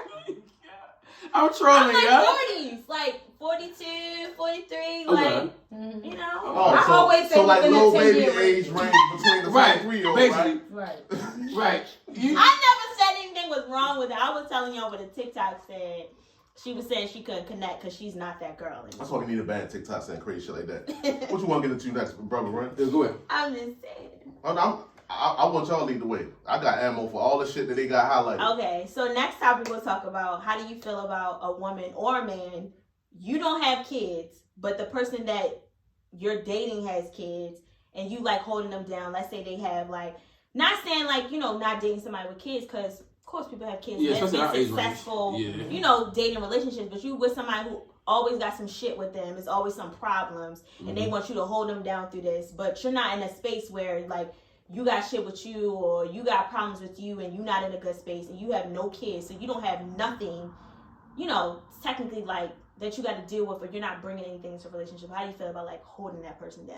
Do you think it's fair or what? I think the 2 people to my left should go ahead and take that away, man, as though 2 of us in here. But no, say it from your perspective as you being the person with kids and a woman not. Damn, what was the last woman I dated that didn't have kids? I was thinking that too. I was just thinking because that's what I said. My perspective, even though I have kids, is not biased. I'm a straight shooter on that topic. That's a lopsided deal. I do not think people with multiple children, especially, should deal with someone with no children. Of course, we're talking about 2 or more. So correct. No, some people say like 2 is the minimum, but 3. So that's 2. No, I think 1. 2 is the max. And if you have more than 1 child, you meant max? Because I'm about to say what? No, it's too far. I feel like a person with no children should not date someone with more than 1 child. That's what I was saying. If you date someone with a child, I agree. That's what I was saying. No, 0 to 1. Yeah, isn't that 0 to a few or some? Yeah, that is a lopsided deal. I don't care how the playing field, because even if, let's say, if there isn't any drama, let's say their shit is organized, the little motherfuckers get picked up every day, Friday after 5, whatever. Let's say it doesn't intertwine with your relationship. Even still, my 1 is your 4, or my 1 is your 3. It's just still or you've already experienced 1 and 2, or 1, 2, and 3, and here I am at 1 and you're at 4. It's just a lopsided deal, no matter what. Furthermore, there's probably never going to be a situation where it's always smooth with multiple children. It's just not going to, especially if there's more than 1 parent involved, like multiple baby fathers or baby mothers, or even if it's 1. There's just not a life with multiple children that does not have intricacies that interrupt shit. It just doesn't happen. So, like I said, that is not the duty of the person that has children. Even though I bound that shit, because I don't have shit like this. These wonders and convo. No. I don't even deal with it. You don't have children, swipe, absolutely the fuck not. But that is the person with no children. Like I tell my friends with no children, to bound their self in that regard. you are always going to get the shorter end of the stick when you don't have children and you date someone with multiple children. That is your responsibility to bound yourself in the dating world because you're signing up for a lopsided deal. And the problem is in real life as adults, once you sign up for something willfully and you're aware of what I have going on, you're no longer a victim in that. Because you talking, I agree. If you decide to date a woman, Ren, with no kids that has 3, and you know that up front, it's not like they slid in afterwards, bitch hit 2 of the kids from you, and then you like, yo, this starting to get too much. It's always a lopsided. It's no way to slight that. That's a lopsided deal. You take that on. You no longer, to me, bear the right to always be in agony behind these 3 kids because you literally signed up for that. Now, what you should do, and then from the jump, what people don't like to do because it may eliminate an option that you want to pursue, is be real with yourself. No, honestly, this is a bad deal. You don't sign bad deals. I'm not going to go in this as a single man with nothing going on, not saying just kids-wise, to someone with you and 3 going on. We in 2 different worlds. All right, so far as men, so it might be different for men though. Right. So I'll speak from that. Agree. I'm just saying, period. I think that's something on either end that should be when you have none. That should be closely evaluated. But I see a lot of women, even like man, my bad to cut you off. Like when men don't be talking like that, he be like, what be wrong with the woman you mess with? Like they don't want to mess with niggas that don't have no kids. I'm like, nigga, yes they do. Most of the women I be talking to, they love niggas with kids. I mean, I'm trying to say you like, it's just a relatability perspective. No, even with the ones that don't have no kids, they run right to the niggas with kids. I'm like, me, where they at? For one, I love when you get in your Chantel bag, you preaching, but you slow down, okay? Because some of us out here had kids that ain't colorless and no doors, a woman that ain't got them, all right? So just fucking relax, all right? No, but she was going a little too I know, you should not be dating. You should be not. I'm battling it. I don't need no help from the demons and the naysayers saying, "Oh, no, girl, but I know I'm a red flag, all right? Okay, this is the thing. I'm red. Once you make it through, you make it through and you get to the other side and you become my lady, them kids won't be a problem. Like they you won't. got multiple kids and multiple baby mothers. They ain't a problem now. No, because what I also will say, and I'm gonna leave it alone. Order matters. People, that's a fact. What you experience, because I'm telling you now, I lied to you not. I'm gonna tell you. Any nigga I dealt with that was seriously a partner of mine will tell you. My kids ain't no issue. Not saying they well behaved, they aren't bad, but we're not even tapping on that. When people that have order within their situation, there is a such thing, because a motherfucking have 1 kid and no peace. Mm-hmm. Real shit. I seen it. Do you have, like, Dawn has multiples like I do. We have order with that shit. That's a fact. You never going to, there is nobody that I will put my motherfucking paycheck on. There is not a person that dealt with me with me and my 4 ass kids that can say, well, I be goddamn though. I hardly notice. Right. That shit is tight. However they organize their infrastructure, shit is tight. You right there. You have to have order and people have to prioritize how they're raising or who the fuck they're raising their kids with. If you have people that have no order with their children or their situation, it's going to always be a headache. Whether it's 1 baby mother, 1 baby father, 2 or 10. If they don't have order, that's the real fucking problem. I think it's the whole boundary and respect with the baby mother. Like, your baby mother bringing drama, that's drama with me. I don't want to deal with that shit. Right. Then also, too, if I feel like I'm not being prioritized as well, because I'm never going to be over prioritized over your kids. That's never going to happen. I'm never going to feel that way. If I don't feel like I'm being prioritized as well as your children always trumps anything that we have, then at that point, I'm going to feel slighted. I don't like that either. Right. So I can go with it. I don't got no kids. So I can go with a nigga without kids and he'll have the time in the world. Mm-hmm. As opposed to being with you. And then I'm basically getting the leftover time. Like, I don't got to deal with this. I don't like a woman shame me for my decisions. But it's like, what am I getting out of it? What's my benefit? But they will shame me for not dealing with them because it's like, oh, well, you understand because like I'm like, I don't have to deal with this. No, you don't. That's just that's the option. You have the option to not. And you not feel bad or allow yourself to be shamed behind standing up for what you feel is not a beneficial or fair exchange for you. Man, I always been a businessman. That's all fine and dandy, right? But Kia, you gotta understand if you date somebody, and I guess I get it when it's a month. Like you was dating somebody when y'all both ain't got kids, so that's not a thing. But what you gotta understand is when you want to be prioritized over a man's children or a woman's children, you gotta understand my children. These are stuck with me until the day I die, and even at the end, is the not will over, is not over, prioritized in the same. You ain't on the same level. I don't even know what this permanent. This mark of my Which is we're in a fully committed relationship. How long they last? Do they always last forever? No, I can tell you what's forever though. These children forever. No, that's so true. Then she has the option to walk away and not be in that relationship. If you're not going to prioritize that as well. Miss out on this golden goose. I don't. All right, so this is my problem with dating people with kids. Just how y'all say that. The way how y'all received it is not what we're saying. No, it's real. But it's nothing wrong with it. No. Yeah. I didn't say she was wrong in what she said. Let me finish. Go ahead, big dog. She said not prioritize over, but make a priority. People with kids use their kids a lot for bullshit. A lot of things that not they get the bullshit off. Now, oh wow. I'm sorry, Shaq. Now, it was going to get real eventually.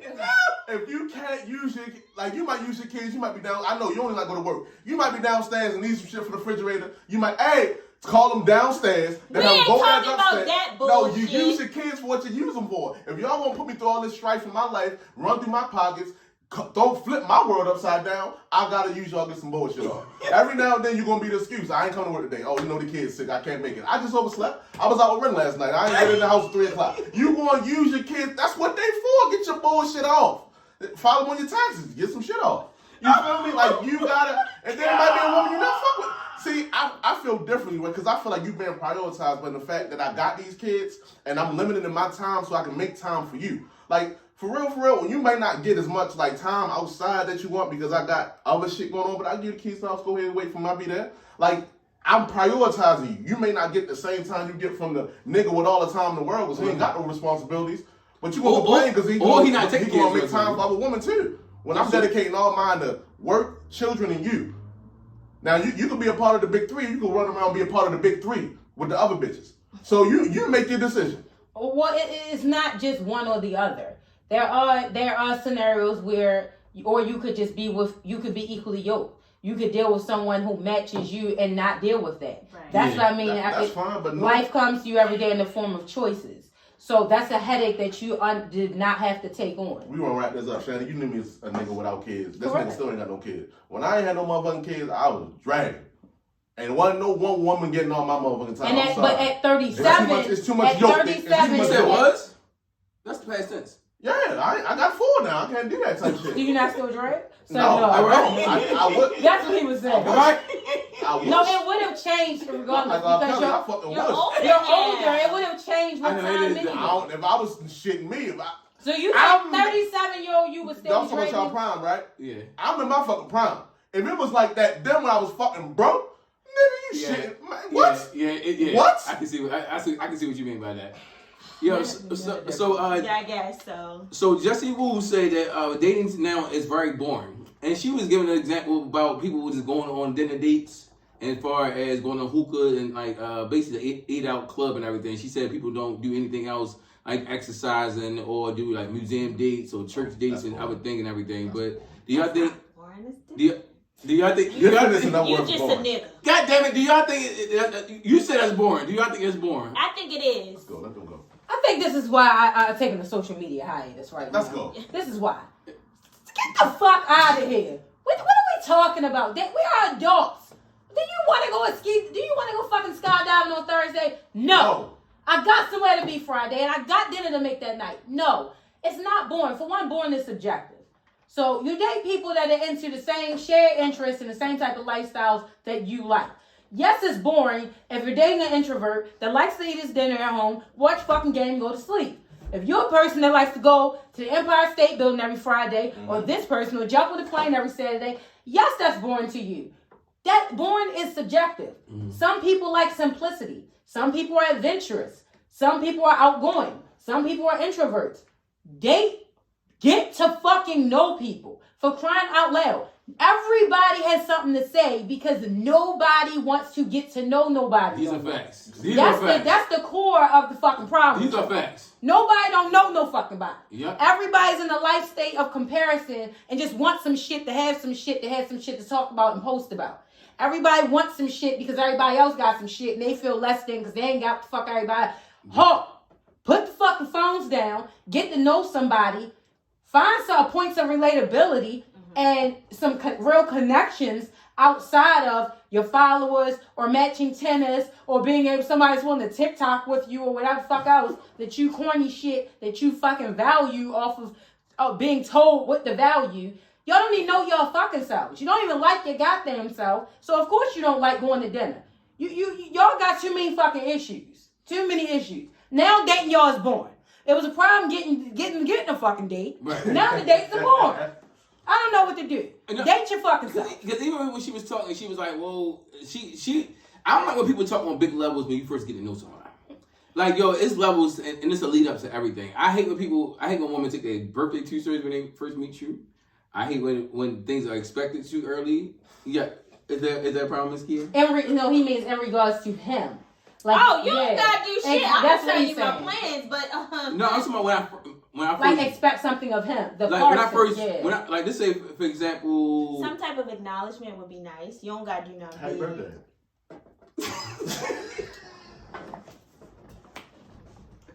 No, it's funny you said that because that's what happened with light skin. When we was talking about it. What the fuck? Oh, that was like a week. No. Oh, y'all met a week ago. No, I guess it depends on how that was appropriate. When is appropriate for birthdays when you just? I don't know. Like it's just level. All right, so it is. I'm gonna put context behind it. I got a number. Mm-hmm. She said, "Yo, I'm about to go out of town for my birthday this weekend. I met you on a Saturday, but I talked to you on like Tuesday and Wednesday. Right. Cool. You going out of town? Happy birthday. Yeah. She wanted some money. That's what I was thinking. Get to know people, they're birds. Like that's what I was thinking. What was you going to do if you didn't come in there and meet me? Ask some other niggas for money. See, shit like that, I wouldn't do. I wouldn't do.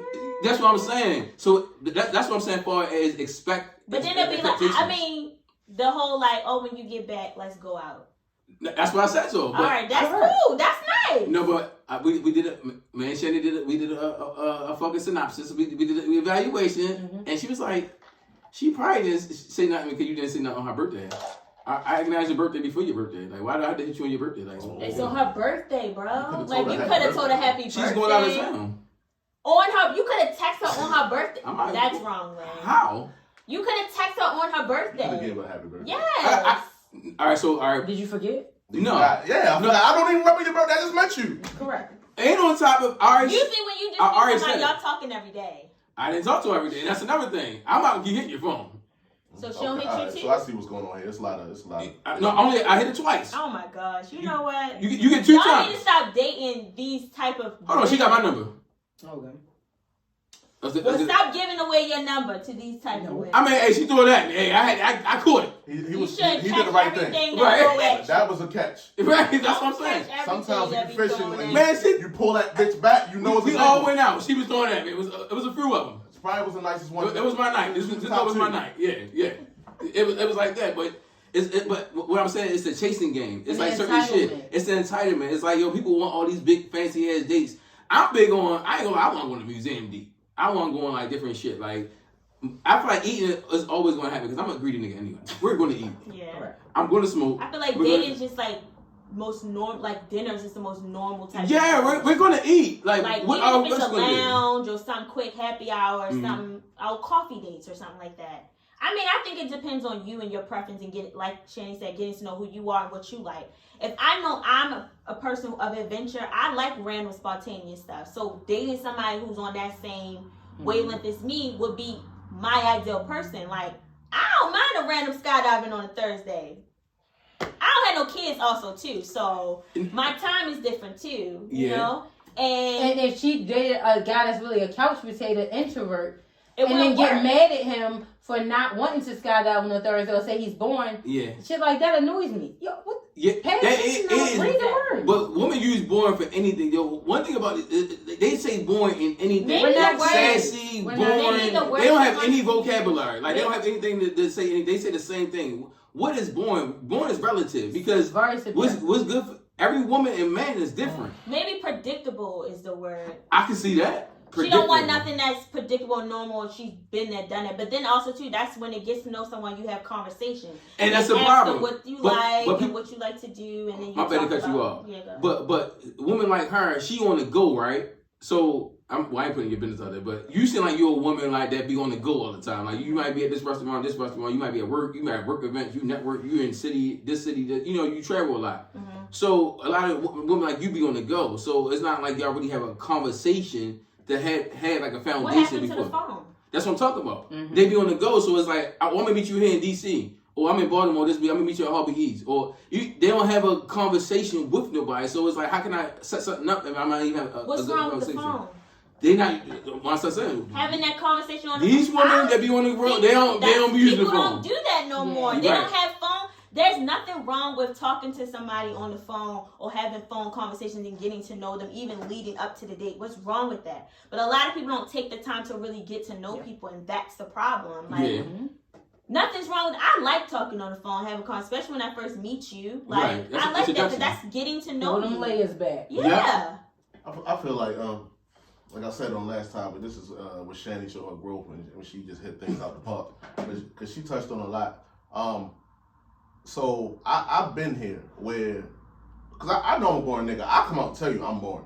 You feel me? So if you're a woman that's outside, and I had a situation, I want to be outside. Outside.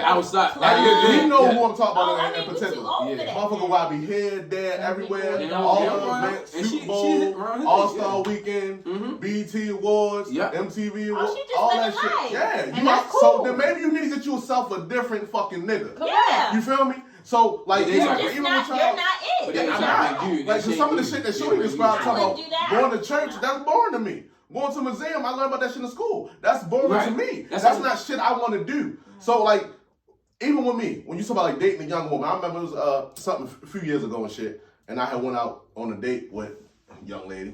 I didn't know she was that young. She was like 22, but I was a little younger then. Little bartender I met. And I remember, as soon as the day's over, I'm in the group chat. Like, yo, I gotta be old and washed up because I went out with Shorty and this is what I was missing. Like, we went out, only went to a little bar, went to the bar, had a few drinks, kicked back.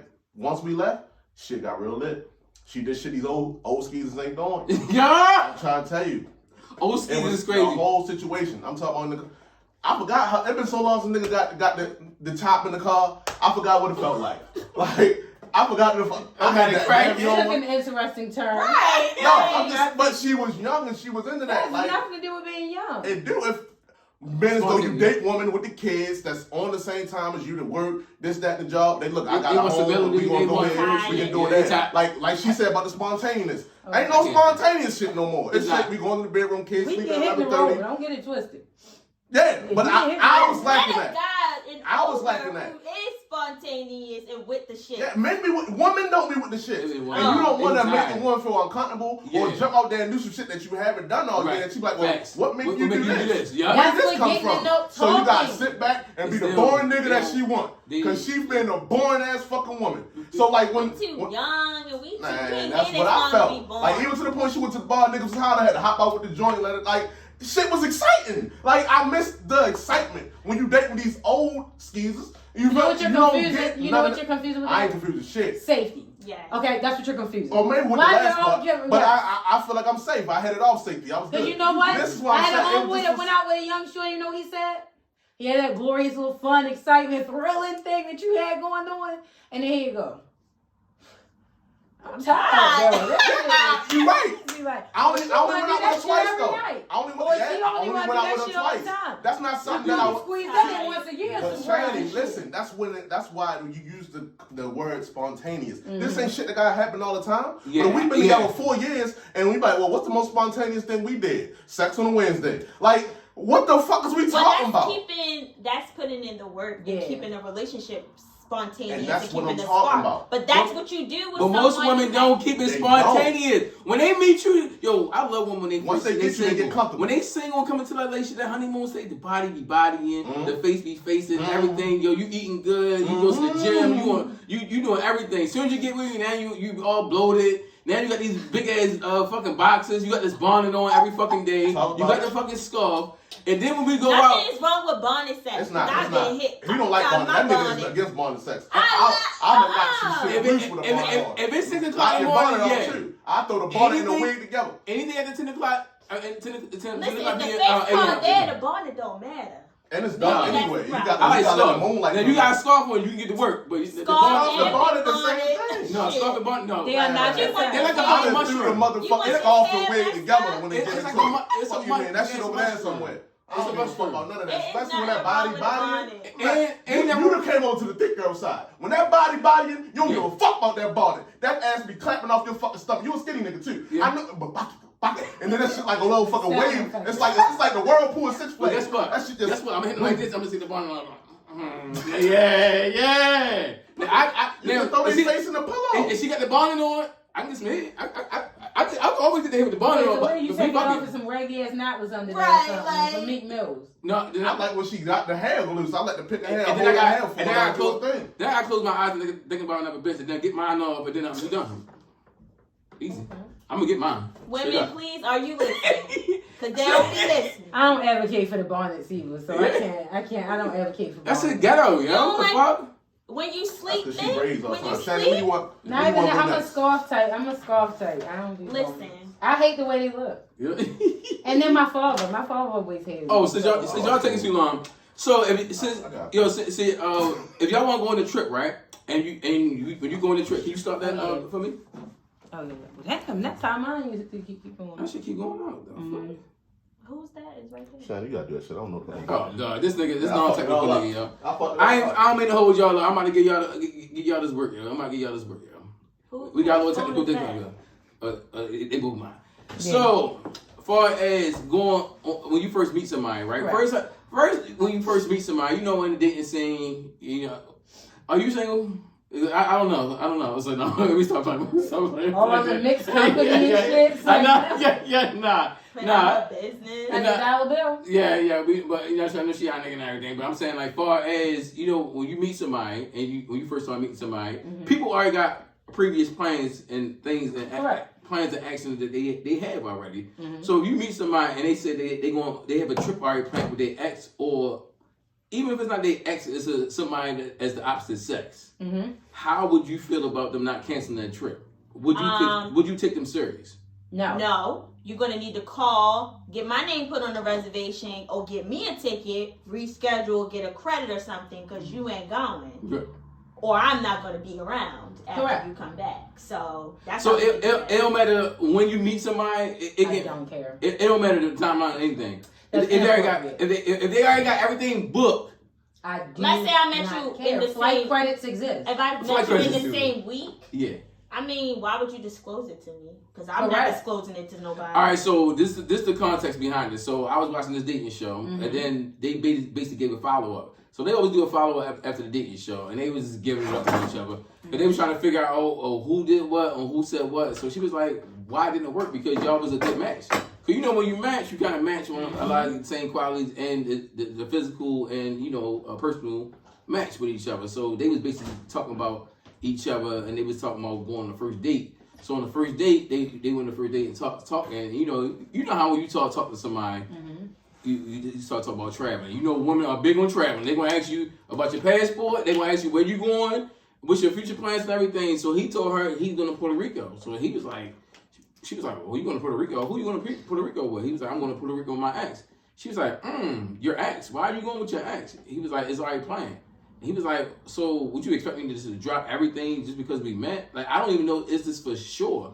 Because you can be here for this week and go next week and I cancel my whole trip. So he was like, he didn't take her as serious just because he just met her. Previously, he was saying that she had something going on with her baby father.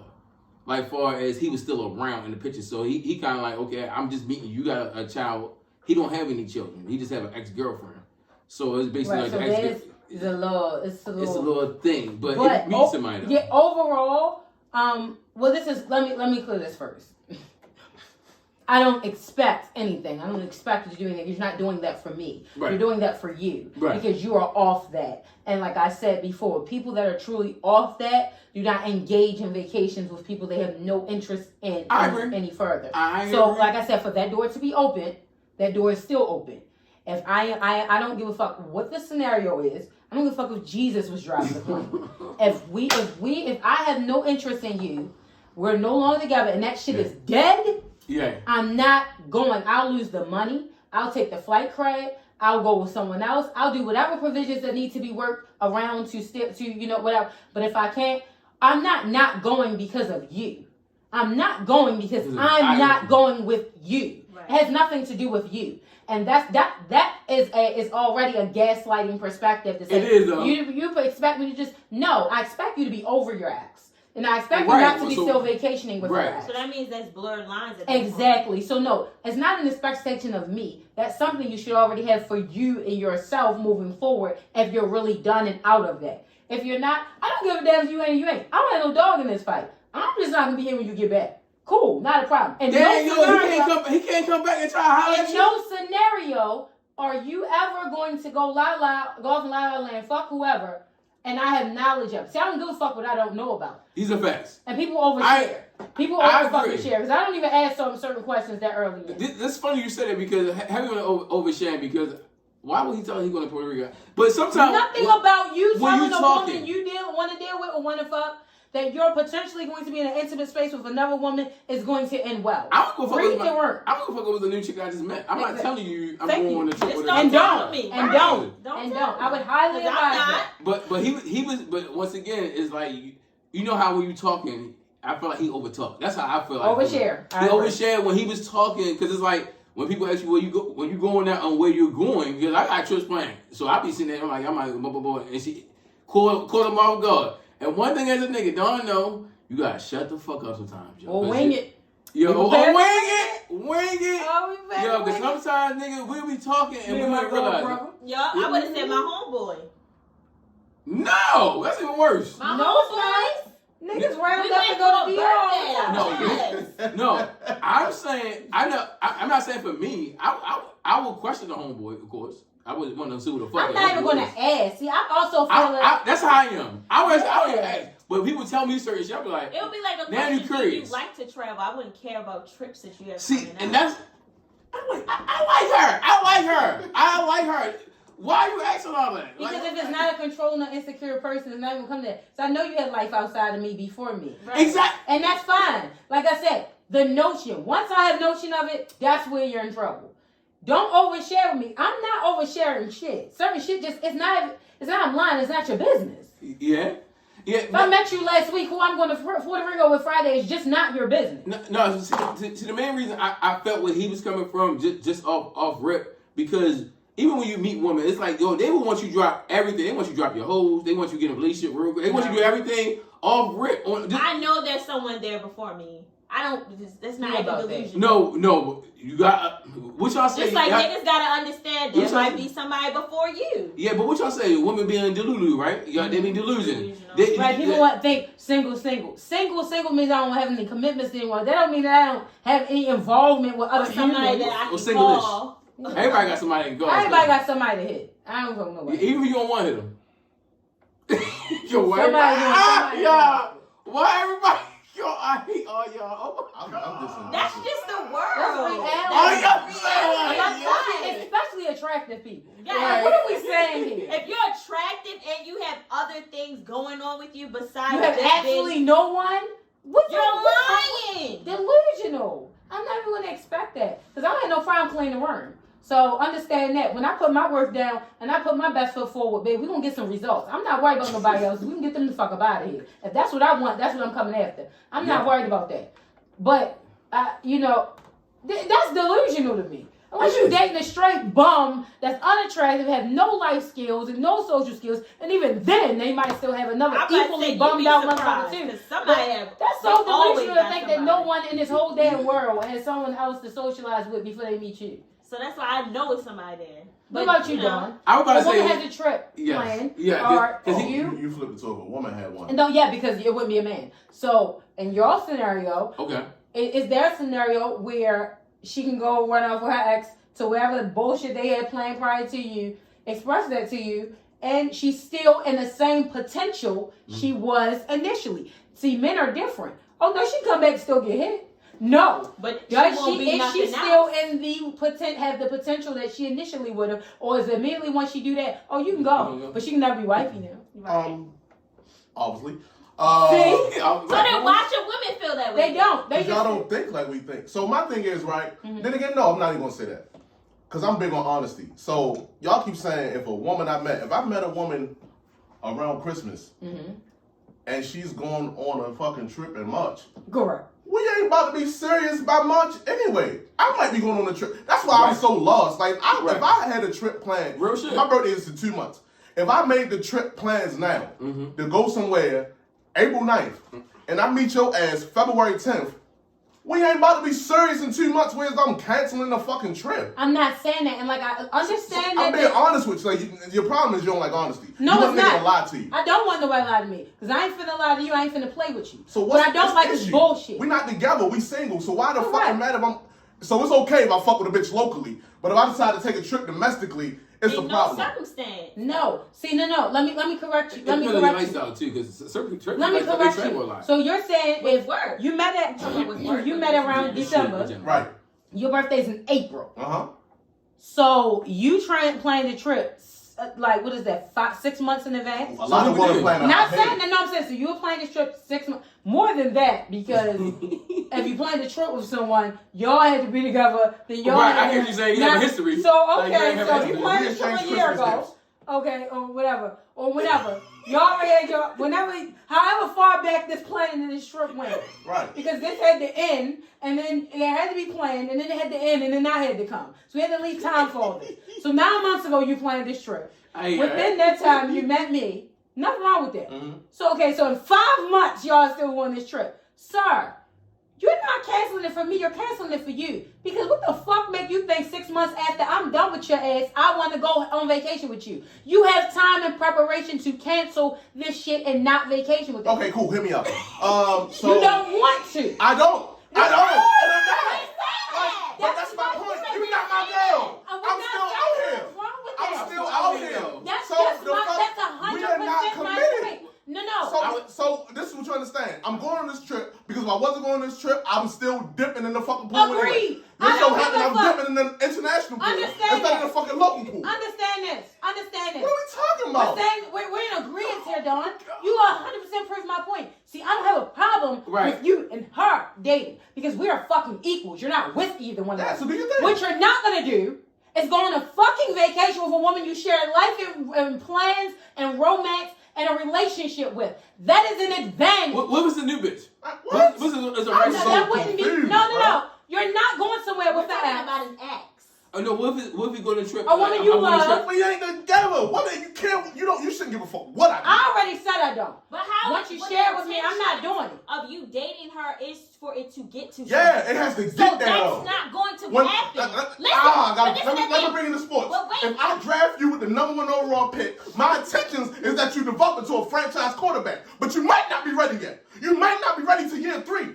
That don't mean that you won't grow to be a franchise quarterback. It don't take you that long to know whether you want to be serious with it. It don't take 3 months either. You're not going to play in 3 months, it's still your fuck the niggas. In 3 months, you still representative. I haven't even met the real you yet. We're not basing it off of what we are. What I'm saying is that, my point is, people don't go on trips with people they don't want to go on trips with.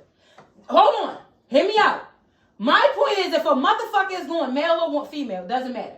If they're going with an ex or a woman they used to deal with or a man they used to deal with, they want to go. Yes. That's the problem. That the door is still open. Until I'm in a relationship, the door is not closed. The door is not closed. The door is not closed. The same way it's not closed for you. No, my door is closed. Well, don't say that. The door is not closed. closed. My door is closed. If my door is closed, the door is closed. If it's not closed, that's what I'm saying. I don't like that. Okay. We not that committed yet. We don't. It's not. My door is not closed for you. My door is closed because I closed it, and that's how you came in. I got a question for y'all, please. and this is where I hope that's where you y'all have male confusing. friends. Y'all have a male friends, y'all understand this. Y'all Fuck male confusing. friends. I know some of your female friends. When do y'all think the time period reaches where people cut off their people? Okay, Ooh. right. Perfect. That's a good question. Cut off what? Exes? Cut off Anybody. cut off your other men or your other women. I got something for you. Cool. I'm hating. I don't know if there's a certain time frame. I can go off what I do. I do not believe in fully and openly pursuing someone if I'm still interested in someone else or I still have a connection with someone else. But that's also male and female. That's also with male and female. I'm being real. So I don't. So if the door when you keep saying closing, no, I don't close the door for you. You are here because the door is closed. Oh, that's cute. No, that's real. See, y'all are different because y'all have different pleathers to put with the pockets to put women in. Whereas like that door don't have to be closed because you have another use. Y'all can make another use for her. You can go here. Yeah. You can go here or you're here. So it doesn't matter. With women, it's kind of different because if my goal is to be this, if we're going for this, it can't be two of y'all. It can't be two Dons. It don't work like that. It's not two Dons. Hear me out. Here we go. It's crazy. That's my point. Men are dominant. There is not room for you to have more than one man and be serious. It's just not. If you that nigga, seriously. Women do this every day though. No, they're not serious. Yeah, serious. When you say serious, they're not it's serious. different. There's always one that's and he's not that guy though. You can't choose that guys. No, because that's what it's gonna step on each other. Married and be in love with another nigga. Because he's not that guy. Y'all. That guy's the one you're in love with. No, but I just feel like I don't like how I gotta stop everything what I have planned and what I got going on just because I just met you. You don't have to. That's unrealistic. You don't have to. No, but I 2 or 3 months later though. That's nothing. Because first of all, things happen. But you still think it's appropriate to have a lingering relationship? Right. 2 or 3 You months don't later. want me to tell you what I think is appropriate. I think everything is appropriate until we decide that we. Are we fucking? Let's cut Yeah, well, we better be. All right, so we let's get definitely better into not have an get issue. into a deeper All level. right, so they didn't fuck though.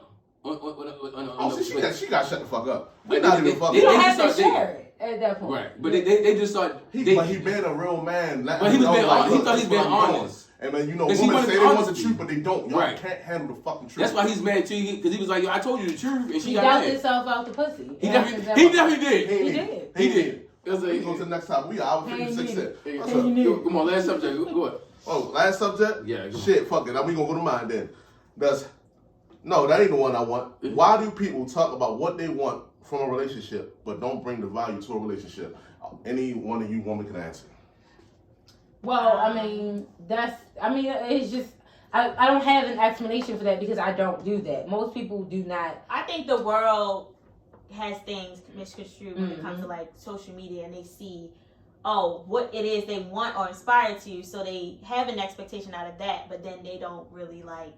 So you saying as far as like don't come with anything? Correct. Yeah, or even like even when you're dating, right? Even like as a man, like we be like we start like the whole what you have to bring to the table. Like I hate certain lines like that because it's corny and it I becomes think repetitive. it's corny for both men and women. It is. Yeah, but because men men don't say, say it. "What do you bring to the table? Or what do I benefit from you?" Okay, nigga, what I benefit from you? If a man ever say that, he let you know he don't think that you bring shit to the table. But go ahead, right? Yeah, but it's kind of like words, but at the same time, both of you guys, like when y'all dating each other, when y'all vetting each other, quote unquote, y'all supposed to listen to each other so y'all can find out what somebody brings to the table. It's like I don't have to show you something. I don't have to tell you something to show you something. That makes sense. Correct. And don't say people that want more than they offer. Right. They want people to, i.e., sign a bad deal. I get it. We don't do bad deals over here. Exactly. Smart people don't do bad deals. Right. What I will say to that is, it's one word for people like that. It's entitlement. Yeah. People think they are entitled to have from others more than they can provide for themselves. Yeah. So I want a 6-figure earner and I make 50,000. Why is 50,000 not good enough for you? If it's good enough for you, but I can't make 50,000. But women always wanted men to make more money. Yeah. Well, we talking about people, period. But But what I will, men tend to make more money than women. They do. Not now. Not now. That's a conversation for another day, but you know. Majority, like, of course, women are making money, but let's be realistic. Statistically, everywhere, a lot more men do make more money than women. Even in boardrooms and stuff like that, it's still a pay gap. Outside of our community, I agree. I mean, but yeah, even outside of that, now I was just using money as that as a catalyst, but people want more than they can bring to the table. Now you just provide for themselves. They want an unfair deal. People want a benefit. And what you always tell me, they always want leverage. All the time. And that's just that. Because I don't know whoever told people why someone equal to you isn't enough. That's where it becomes entitled. When you wouldn't date someone equal to, but you expect someone to have more. So you want an advantage, which is fine. But then that's where the qualifications come in. Because advantages come with qualifications. Like that pretty privilege you spoke of. You hear the word in front of it? Pretty. That's where the privilege comes from. An advantage is a privilege. So in order to get a privilege and this advantage, then now the eyebrow and the question raises, what gives you this advantage? What do you come with that you think entitles you to an advantage situation? That's where the delusion comes in. Oh, well, I can be an average woman, or I can be the same thing as every Martha going into Wegmans and get that. No, you can't, because you want an advantage. Advantage is an elite option. Yep. That's something that's separate. That is different from the standard. So if you think that equal 50, you being a 5 shouldn't get a 5. Right. What about your 5 ass thinks an 8 should get you? What gives you the advantage to the 8? And it's not just about looks. I'm just using it. That's what people don't understand is people have entitlement, but no understanding of advantages. Advantages are attached to something. You have to have something to have an advantage. Why do a man thinks as looking like a 4, he can have an advantage of getting a woman that's a fucking 10? Because he has done certain things to put himself in an advanced scenario. He's the fucking boardroom director. That's why he thinks he's entitled to a 10. And his results show that he is.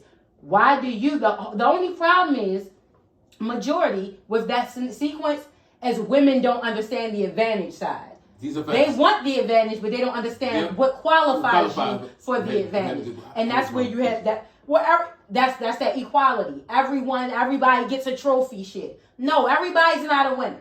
Some of you lost. And that's okay. Some of you lost is crazy. It is. Everybody wants, everything is not the same. It's not you're not the same as your homegirl.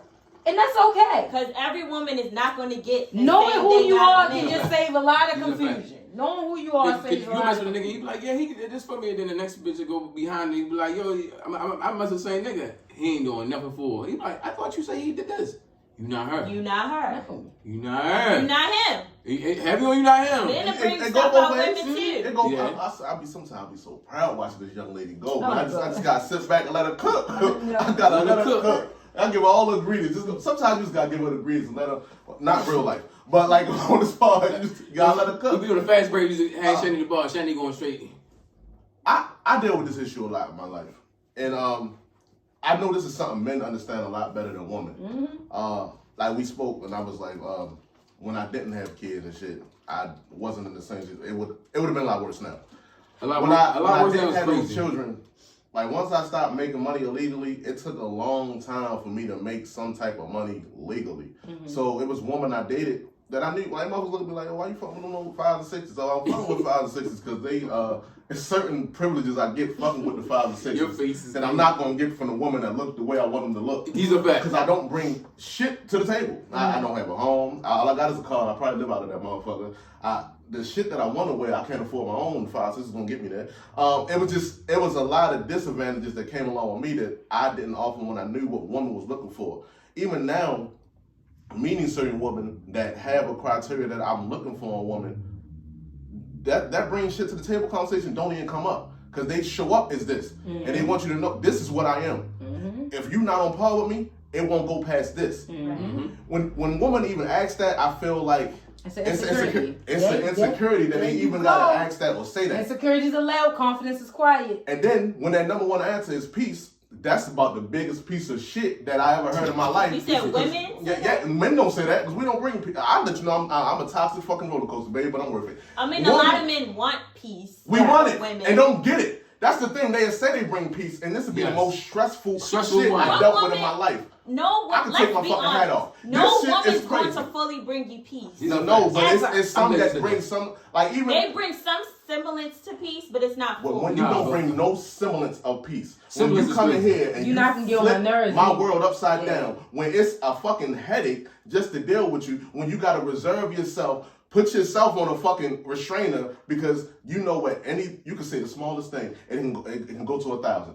When you gotta avoid people because it's that fucking stressful dealing with you. Like the impact of being around someone brings me down this motherfucking much. That's when you need to walk away from that. Because somebody who's adding a headache to you, walk away. That's what an intelligent person would do. See, and that's when you leave yourself in them situations because of what? Because the other stuff besides what? No, so if we want to talk for me, this is not for most men, but I'll talk for me. I work 12, 14 hours a day. I'm a full-time dad, and I got to get my gym in. I don't date women. I don't know where to go to date women, so I'm really stuck in a situation, and I know you're just dealing with the same. I know a person may really love me. Like I may know a person genuinely love me, and they might mean well, but the outcome and the output and the actions just don't resemble that. And because it ain't like it's a plethora of options. Just wait, well, you know what? Because if they was, you know what I mean. It's okay. Like I wish you all the best. I would have been go ahead and skip to the Lou and been there. I wouldn't be but here. Because the options they think is there, which could be if I had the time to fucking pursue out, they not. Yeah. So I gotta sit here and wait for you to reach your potential because I drafted you with the first round pick. And now I'm just sitting here making the playoffs, losing in the first round, not being close, and I know this ain't getting me over the fucking hump. And eventually, at some point, even as a nigga, I'm telling you, especially a toxic nigga like myself, I will do things so you will just walk away. Like, just go. You should go. Go is crazy. I'm not what you need. You're not what I need. You should go. At this point, we tearing each other She down. ain't taking the hint at that point. They stay. No, I do hate when they do that though. They do. I think, I had to have it a few times. I think being realistic of where you are in your life is what will help you understand the whole what you bring to the table, what somebody could bring for you. Just understanding where you are, because a lot of people want something and they're not in that space. These are questions for y'all, and we gotta get out of here soon. Yes, I want to ask y'all a question, right? I talk about this show all the time. I know you never watched it. Y'all watch this show called This Is Us? This Is Us. No. Oh, y'all gotta watch it. Don't ever watch this shit. It's cute. It's very emotional. It's very emotional. I watched that shit, right? I don't like emotional shit. I don't like it either, but it's so fucking good, bro. It just gives me like Grey's Anatomy. The relationship that Randall got with his wife, I'll be like, yo, I want this so bad. I know what you mean. Like they fucking mesh with each other so fucking well, and it's like you can do your thing. They complete opposites, but they fucking mesh so well, and it's like you can tell that she his whole world, he her whole world, and then like without you, our fucking world fall apart. And I'll be just wanting that. And I just get shit where it's like you just can give a fuck about my happiness. You just want drama. Yeah. You want toxicity. Yeah. You just want to be at constant war, constant beef. Like what are we fucking doing? And then they look at you like you the fucking problem. Which at this point, I'm starting to be the problem because I know what I can pour into you. I know what I can do. I know what I would love to fucking do. Facts. But I feel like a fucking asshole and a dumbass sitting here giving you all this, whereas though, what am I getting in return? Let's hit it down though. If that's what you're attracting, maybe you internally need to work on you. But maybe that's what you're attracting, and maybe the energy that you're exuding is what's attracting that energy. Because it don't start off that way. And this is my biggest thing, right? And I tell this to people at work all the time. I used to be the problem all the time. The problem was me. I know you still dating people that you were the problem too. No, I don't even get to be the problem, and I'm feeling cheated. I'm really feeling cheated because that's what I come in here. I come in here, when shit too good, I like to rock the boat, fuck it up. And when do we get to be good? When do I get to make sure, hey, I don't know about this bitch. I don't even got to do a check. Let me make sure she low. I don't got to do shit. I don't even get to be the problem because they the fucking problem. It's sitting here like, you ever do the test where you write down the pros and cons? I never even got to do that because I know this bitch got so many fucking pros. I'm going to write down 2 cons. That's like... Bitch look like a 6. Like the cons should normally be short. Yeah. Now it's like, the cons outweigh the fucking pros. So why are you still in it? Because the shortage of good women. It makes you regret some of them good ones that you fucked up with. I was just talking about it. Thinking that they gonna keep coming around. Having options made you fumble good people, huh? No, that ain't gonna disrespect me because if I find some time and I get back out there, the option's still out there because they still treat a nigga a certain way. When I walk out, we go outside tonight? Yeah. When I walk outside, I'm still met with the same motherfucking. But So that then Randy you merge you gotta was do speaking of? differently. If you want to attract something differently, you got to do something different. What I would gotta do is walk away from a person I love. So do that. That's not that easy. That's Love is easy not as saying it. enough. It's That's never not enough. That was easy Love for a is woman to say never that. enough. No, it's not. So it's not Well, I right. like that. But I I also like that. know from my track record, it might be different now. Because when that love is gone, you have to still want to be in that relationship. I get Love it. ain't like. But you can leave and then you can Love go ain't get that beautiful woman that ain't shit, that don't got the same roles, that don't love you unconditional. Let's not say unconditionally. Don't love you the way that you know this. Even though y'all had all y'all obstacles, ups and downs, you still know this woman loved the entire fuck out you. So that's really why you stick around. Because it's like if you love a nigga this much, then you should be able to do the things that you keep saying that you're willing to do, that you'll work on, that you'll try to do. But is she because, not? Love is not compatibility. Love is not like. Love is not love. I can love you. Right. I can love But you. we may not be compatible. But that does not mean you're meant to be. I agree with y'all. Once you really understand that concept, that the Lines two are fighting just the bears. parallel lines, that compatibility means more than how much you care about me, because that's something that's understanding developed. Period. Exactly. No, You gotta but understand yourself. So I've never been. I'm gonna say since 18, I haven't been alone. Maybe that's the problem. That's one of my problems, and it's like having that comfort of having somebody. I've been gotten so used to that. I don't know what life looks like with having to face myself in the mirror like, oh nigga, you just by yourself. Oh, That's an insecurity. Well, you've been doing it for a while. Yeah, Nigga. that's an insecurity. You know, But the you best know, I love saw you you can have mention is self-love. You need to learn how to love yourself. Of course, your children, but yourself. That's how you can attract the type of love from somebody else. And you that learn, want. because you have to learn yourself yourself, without exactly. I someone. agree with y'all. You know And what? to get something you never have, you have to do something you never did. When shit ended with Tasha, I kind of jumped right into something else. Even though I was That's ready comfort. to when I was broken. Like That's it just comfort. was. So Familiarity and comfort. even when I was single like you, I still went alone because I had them. I know. I had them. See me, I can go turkey. I isolate myself. Mm-hmm. Like I But have to go elevation without. requires isolation. Right, So 'cause if you people think wanted, I'm you're trying to elevate out of the box that you feel like you're in, the emotional box or the dating box that you feel like you're in within your current range, you have to elevate. And isolation is a part of elevation. You're right. You a cold nigga, right? You be cold all the time. You know what it's when you used to having cold that niggas warm body cool. next to you, when you used to having that dick on your butt, Yeah. and somebody just to hold you. You need to hold and comfort yourself. Yeah, cool.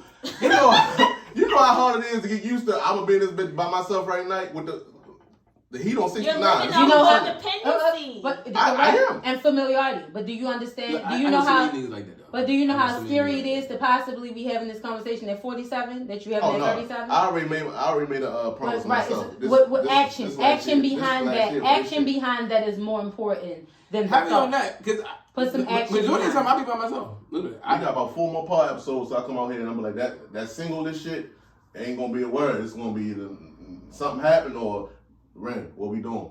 That's what we doing. Don't bring Ren in this. Nah, fuck it. He's single. He in it. Big single, but you know this year is gonna be better than last year because I ain't looking for the hoes no more. I'm looking for a wife. You know, trying to change it up, trying to change it just a little bit. same thing. I am. You still living in toxic. I can't. I'm trying toxic to. state. He You been are single now for a looking while. for a wife. If I meet a You woman need that to I feel as heal though yourself. deserve it, oh my goodness, y'all gonna be like, damn, don't you know? I'm loving it. I'm looking for the hoes tonight, baby. Stop Yeah, looking that's for somebody. Heal I ain't yourself looking for first. shit. Like I said, I don't have time to look. I don't even know what to look for somebody to fuck. I You know. know what? That's when you. I find. agree though. When you ain't looking, that's when you. Yeah, find. That's exactly That's when you. exactly when you. I would say, but I don't even position it fine. Like I told you, anybody know I drive trucks. I only see ugly white girls, right now white girls and white men and black dudes. Like if I can see a black woman, I'll be like, oh my god, yes, a sister. Oh, God. And she look like something. She's married already. 9 times out of 10. Always. I'm on the road. They free. I'm on the road. You can see the diamond or the nigga be working right next to her. I make a delivery of mine. The nigga be right Let there me like know you see hawking. that diamond because that ring gonna be a That ring reflection don't of mean my shit. husband. I see the same thing wrapped around my dick, slobbing. No, that ring don't. Yo, mean on that shit. note, yo, thank y'all for watching us. Big Real Rap Round Table, man. Make sure y'all follow us on all platforms at the Real Rap Round Table and me at Rins Real Rap and Real Loco. Oh. Instagram, Kia Patrice. Yeah.